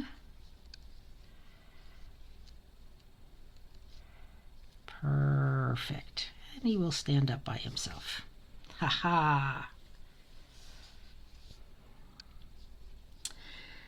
So the days will continue to grow shorter toward the winter solstice, and that is when we will merry meet again. Until then, stay crafty, and please have a blessed Samhain. I love her fiber magic. It's just she does stuff that I never would have thought of. It's always creative, it's always clever, but there's always that little extra inspiration, that extra little connection behind it that makes it matter. And it's the kind of thing where it's what I call stealth magic, and I sort of like that. I'll do this with a sigil where the sigil is presented in a way where it looks like a piece of art and has some sort of a typical positive phrase on it, like "hang in there" or something like that.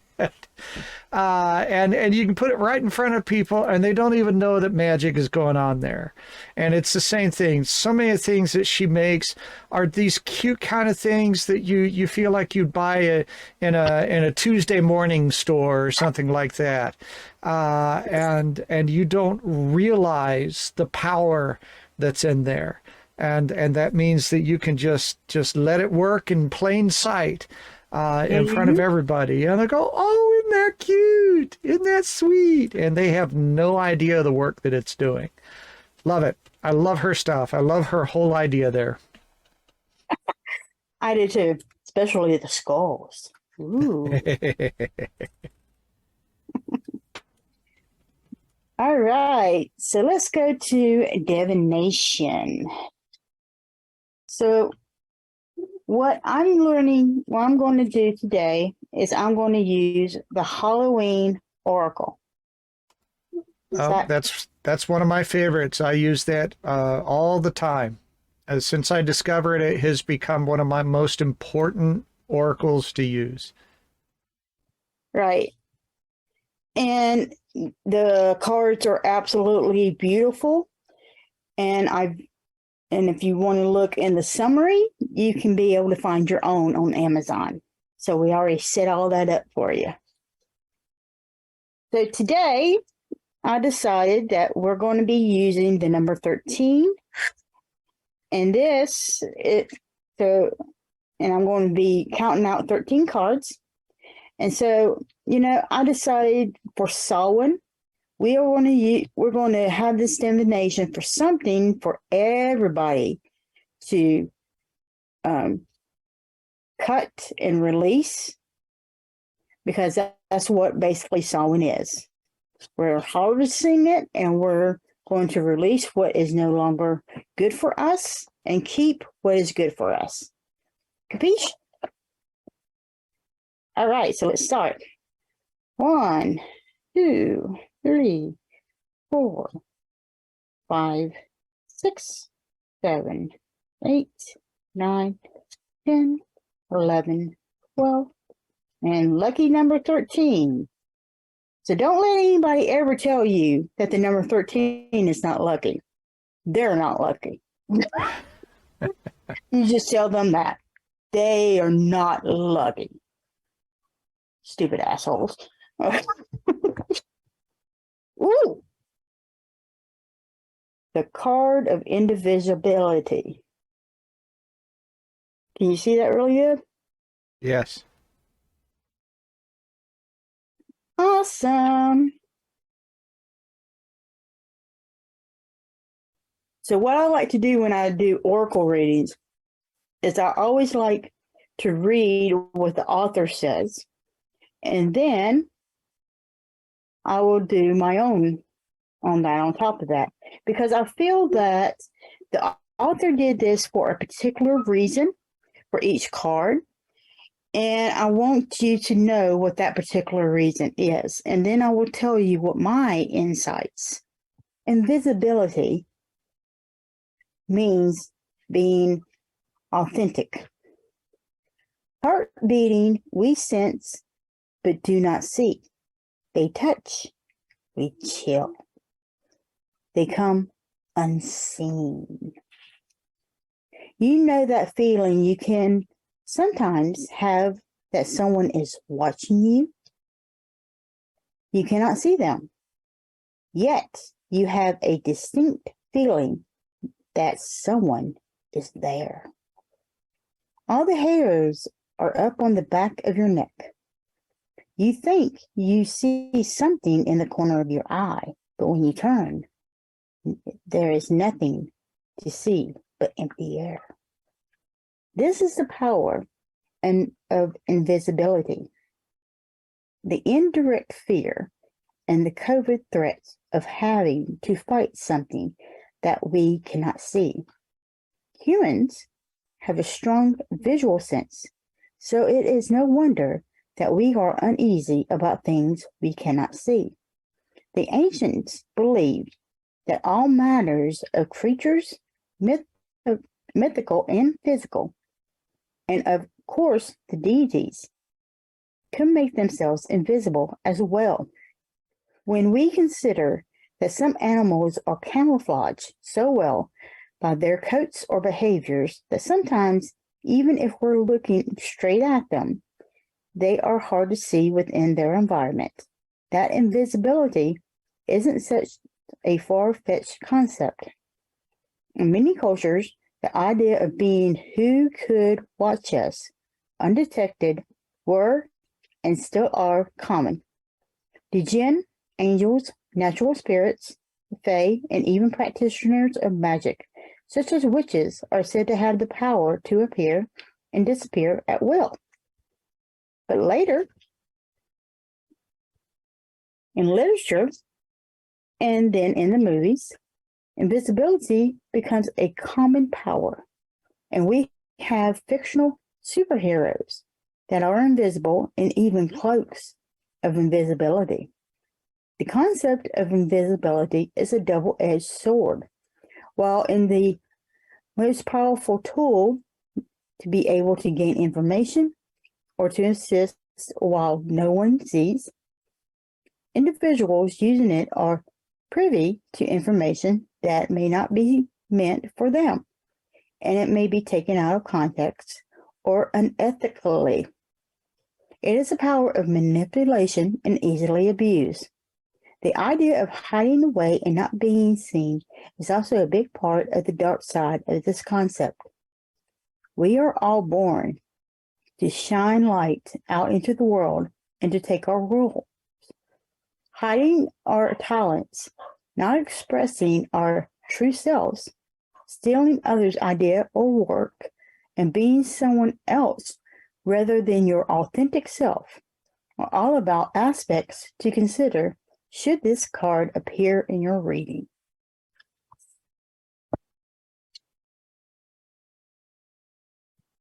Now, you know, the one thing that I really tell people is that everyone is born with the conditioned self. And what that means is the conditioned self is your default self. It is the one that's supposed to protect you. It's the one that's supposed to tell you when and when not to cross the street, make you look both ways for your safety. So that way you don't just walk out in front of a car or a bus or a train or anything like that and instantly get you killed. But once the conditioned self starts to develop, it wants to keep you the same person that you always were. It doesn't want you to become or grow at all. It doesn't want you to change at all. So what it does is it does anything it can to prevent you from doing that. It lies to you. It's the one that says if you have a thought of writing a book, it doesn't matter what the topic is, whether it's fiction or nonfiction, it's the one that says, you can't write that book. Nobody's ever going to publish that book. Nobody is ever going to buy that book. they'll laugh at you. That is the conditioned self. And it's influenced by your family, your friends, your work colleagues, your culture, society, and so many more.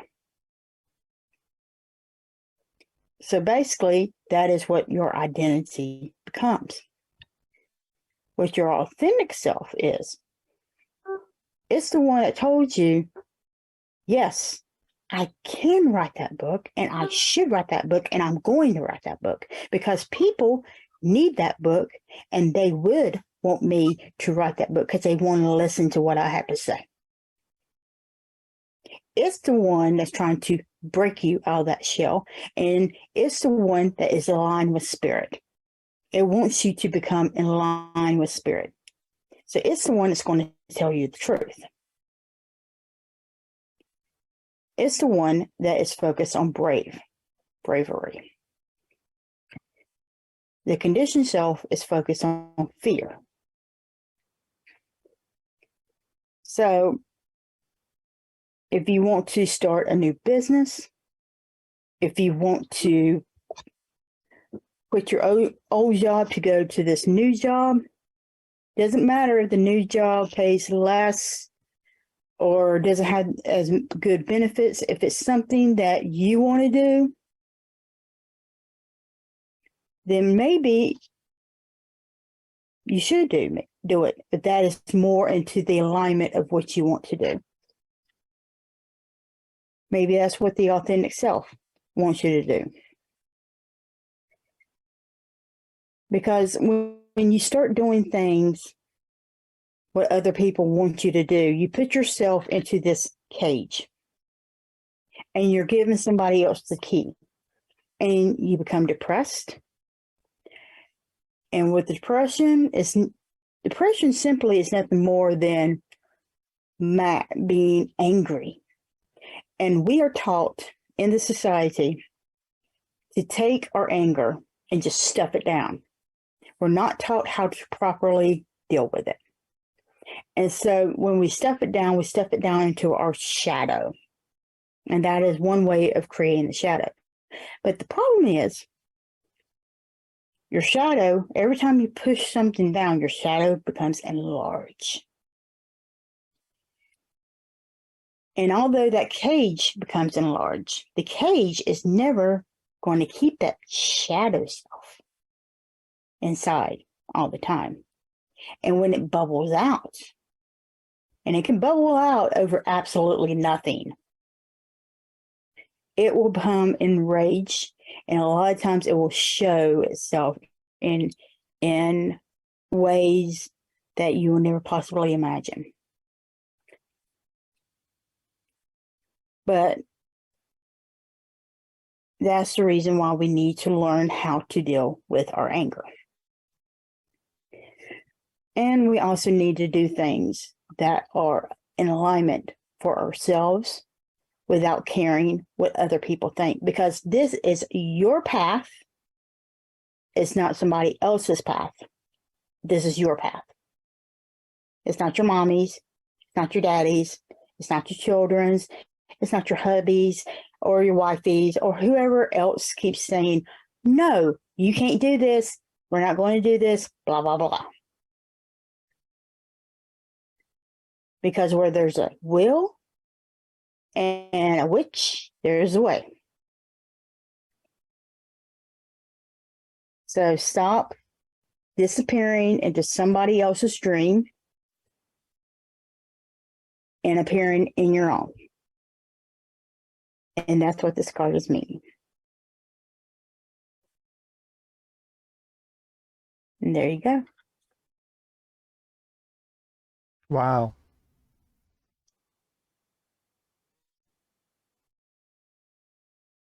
Well, that's a lot to take in.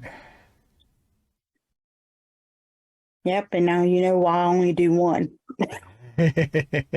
Sure.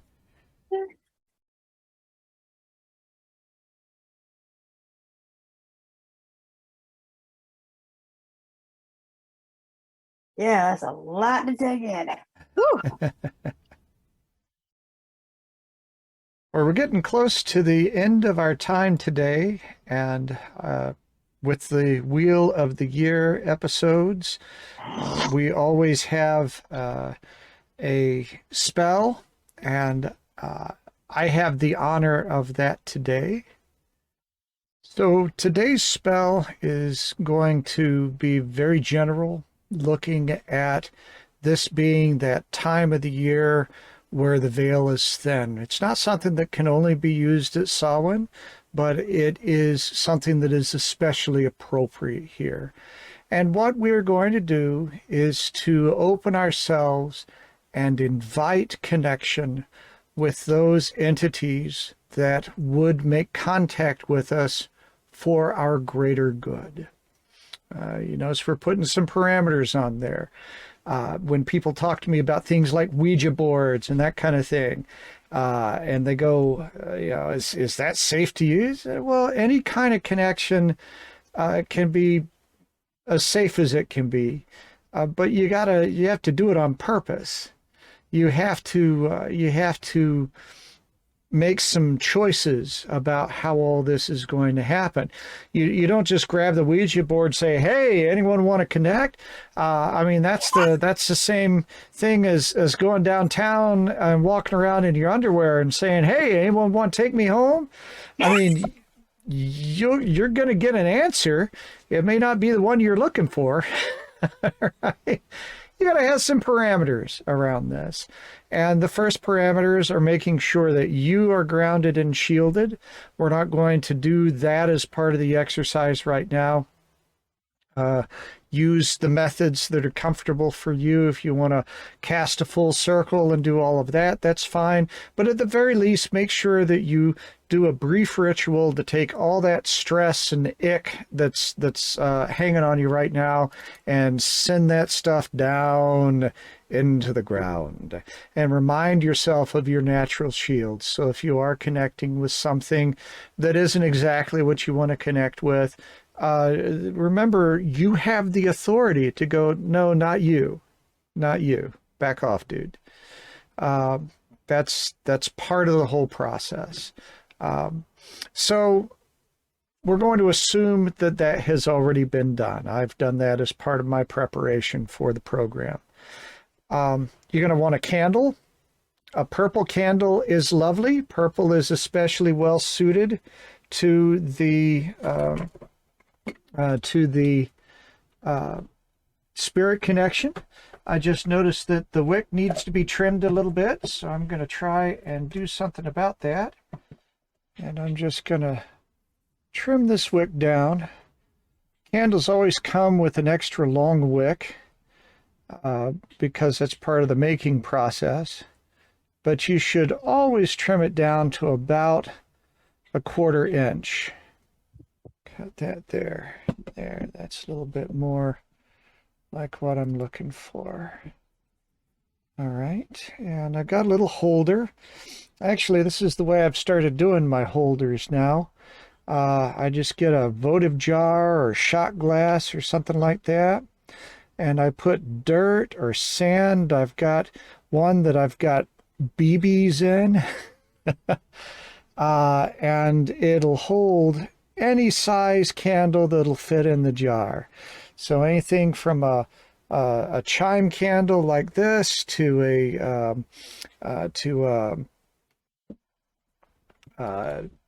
larger taper candle is held there, and I don't have to worry so much about having the exact right holder for the exact right candle. Now, before we put it in there, we're going to dress it. Here I have some psychic oil, which is made by our friend Cedar, who was on the program some time ago. She makes the most wonderful oils. You can also use your own oil that you make. I have a few that I've put together for my own purposes. This is specifically designed to connect with psychic energy, though. And the way I dress is I take a little oil on my finger, and I start in the middle of the candle, and I move toward the bottom, and I move toward the top, and just get that energy to flow in both directions there. Now, when you dress a candle, or you get a candle that has been magically dressed, it's not necessarily going to give off that scent while it burns. That's a scented candle, and that's a different thing. If you want to create a magical candle that is scented and put a lot of oil in there, so that's part of it, you can certainly do that. But it's not necessary to the process. You will smell it as you're dressing it, and you'll have that on your fingers. Now, the psychic oil here is certainly appropriate, but other oils that you might consider, cinnamon is very good for this process. Peppermint oil, a rose oil, all things that are very easy to get hold of have a connection with this kind of energy. Now, if the aroma is very important to your process, then you may want to have some incense burning. And the kinds of incense, I mean, there are many that are appropriate, but the old standbys of frankincense or myrrh, very ancient incense that were about spirit. They were about connecting with spiritual things. So consider having that. So once your candle's dressed and it's set up, we're just going to take a moment to breathe and pull ourselves into the moment.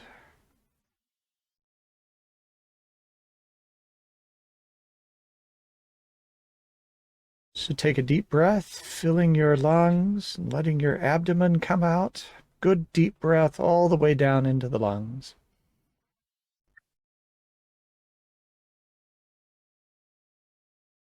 Hold it for a moment.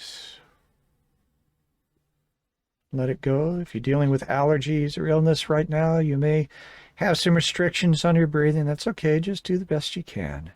Breathe in.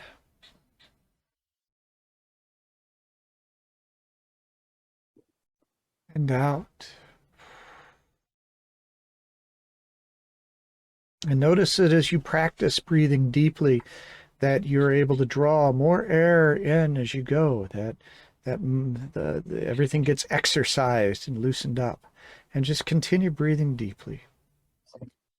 I'm going to light the candle.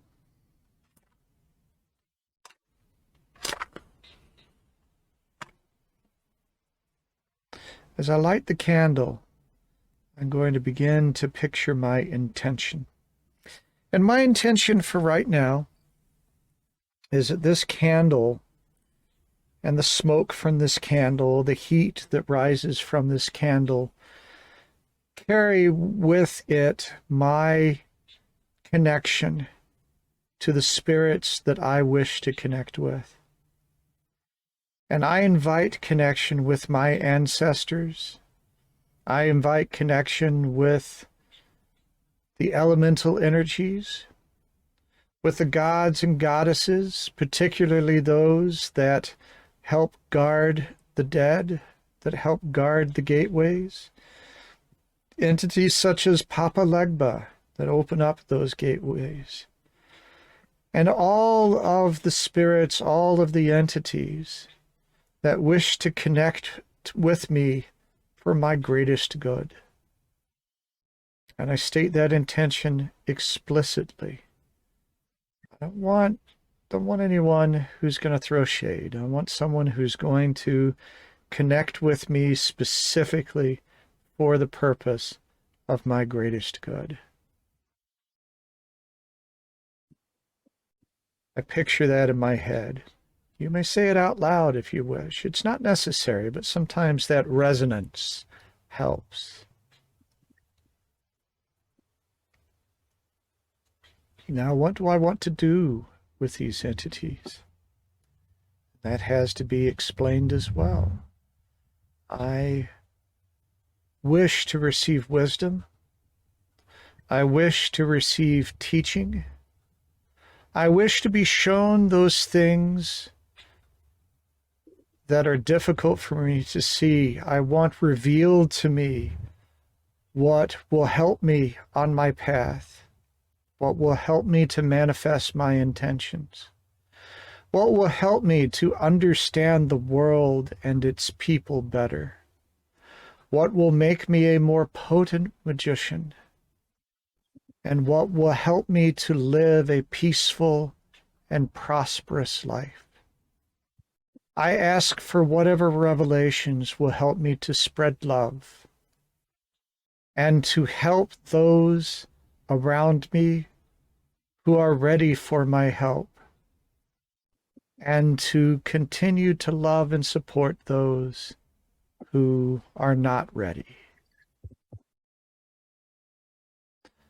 Help me to release those burdens that are not good for me, to release those toxins, those poisons I consume physically, spiritually, situationally, and help me see those things that will help me do better. Help me find the inspirations in winter so that I am ready for the spring. Help me to recognize the support I have both in the physical world and the unseen world. I am open to all of these revelations.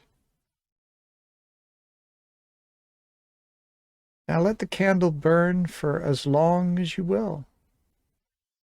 Meditate with it. Continue breathing deeply and let those visions, let those ideas pass into you from the entities that will connect. Ideally, you let the candle burn all the way down.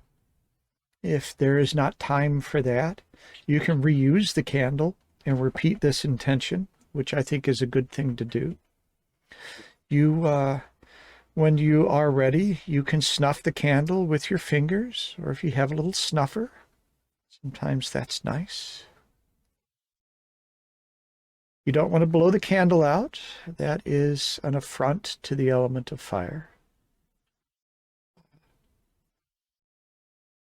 And then allow yourself to close out of the sessions. Show gratitude for all that have come to you, for all that have guarded you, and for all that will continue to provide inspiration and revelation to you.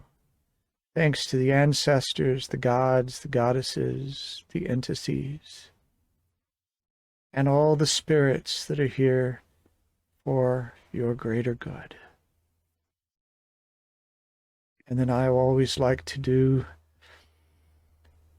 an official sort of a wrap-up phrase, so mote it be sort of a thing. And the one that I generally use is, it is done, it is done, it is done. If you don't have a purple candle, a white candle is a great one to use. You can use any candle that you have at hand. A birthday candle will work. Right? Don't make this hard. Just be aware that there are some influences with some of the colors that you might choose. A black candle tends to be more of a banishing energy. Red candle is going to be more of a passion, a driving kind of energy, very fiery energy there. And if you're using that candle, you can do it, right? Just make sure you're aware of the natural energies that are around that candle, and that you are arranging how you interact in your ritual to accommodate that, right? To balance it out and do it on purpose. That's the way it is with all magic, isn't it, Nikki? You should do it on purpose. And if you do that, you can pretty much do it any way you need to. That's right. That's the whole point of the exercise. This was a very special edition of Witch Hat Chats, I must say. We went in a lot of different directions, and we got into areas of our own appreciation of the season that we don't normally get into when we're we're trying to keep it all in the box. We opened the box this time. I like it. Well, we're always outside the box most of the times anyway. That's right. That's right. And that's all for our show today. Join us next week when Saul and I will be chatting with Jamie Gironis. Ladies, these are our rights and no one gives or takes them away from us because we are not property. So make sure to let the men know and understand this. So vote, because we want these slave owners out of office. We want to kick them out and fire them. So make sure you wear your mask, keep your vaccinations and your boosters up, support the people that are helping you, and give them gratitude, thank them, and keep your fuzzy babies, your family, and yourself safe. And have an absolute wonderful Samhain.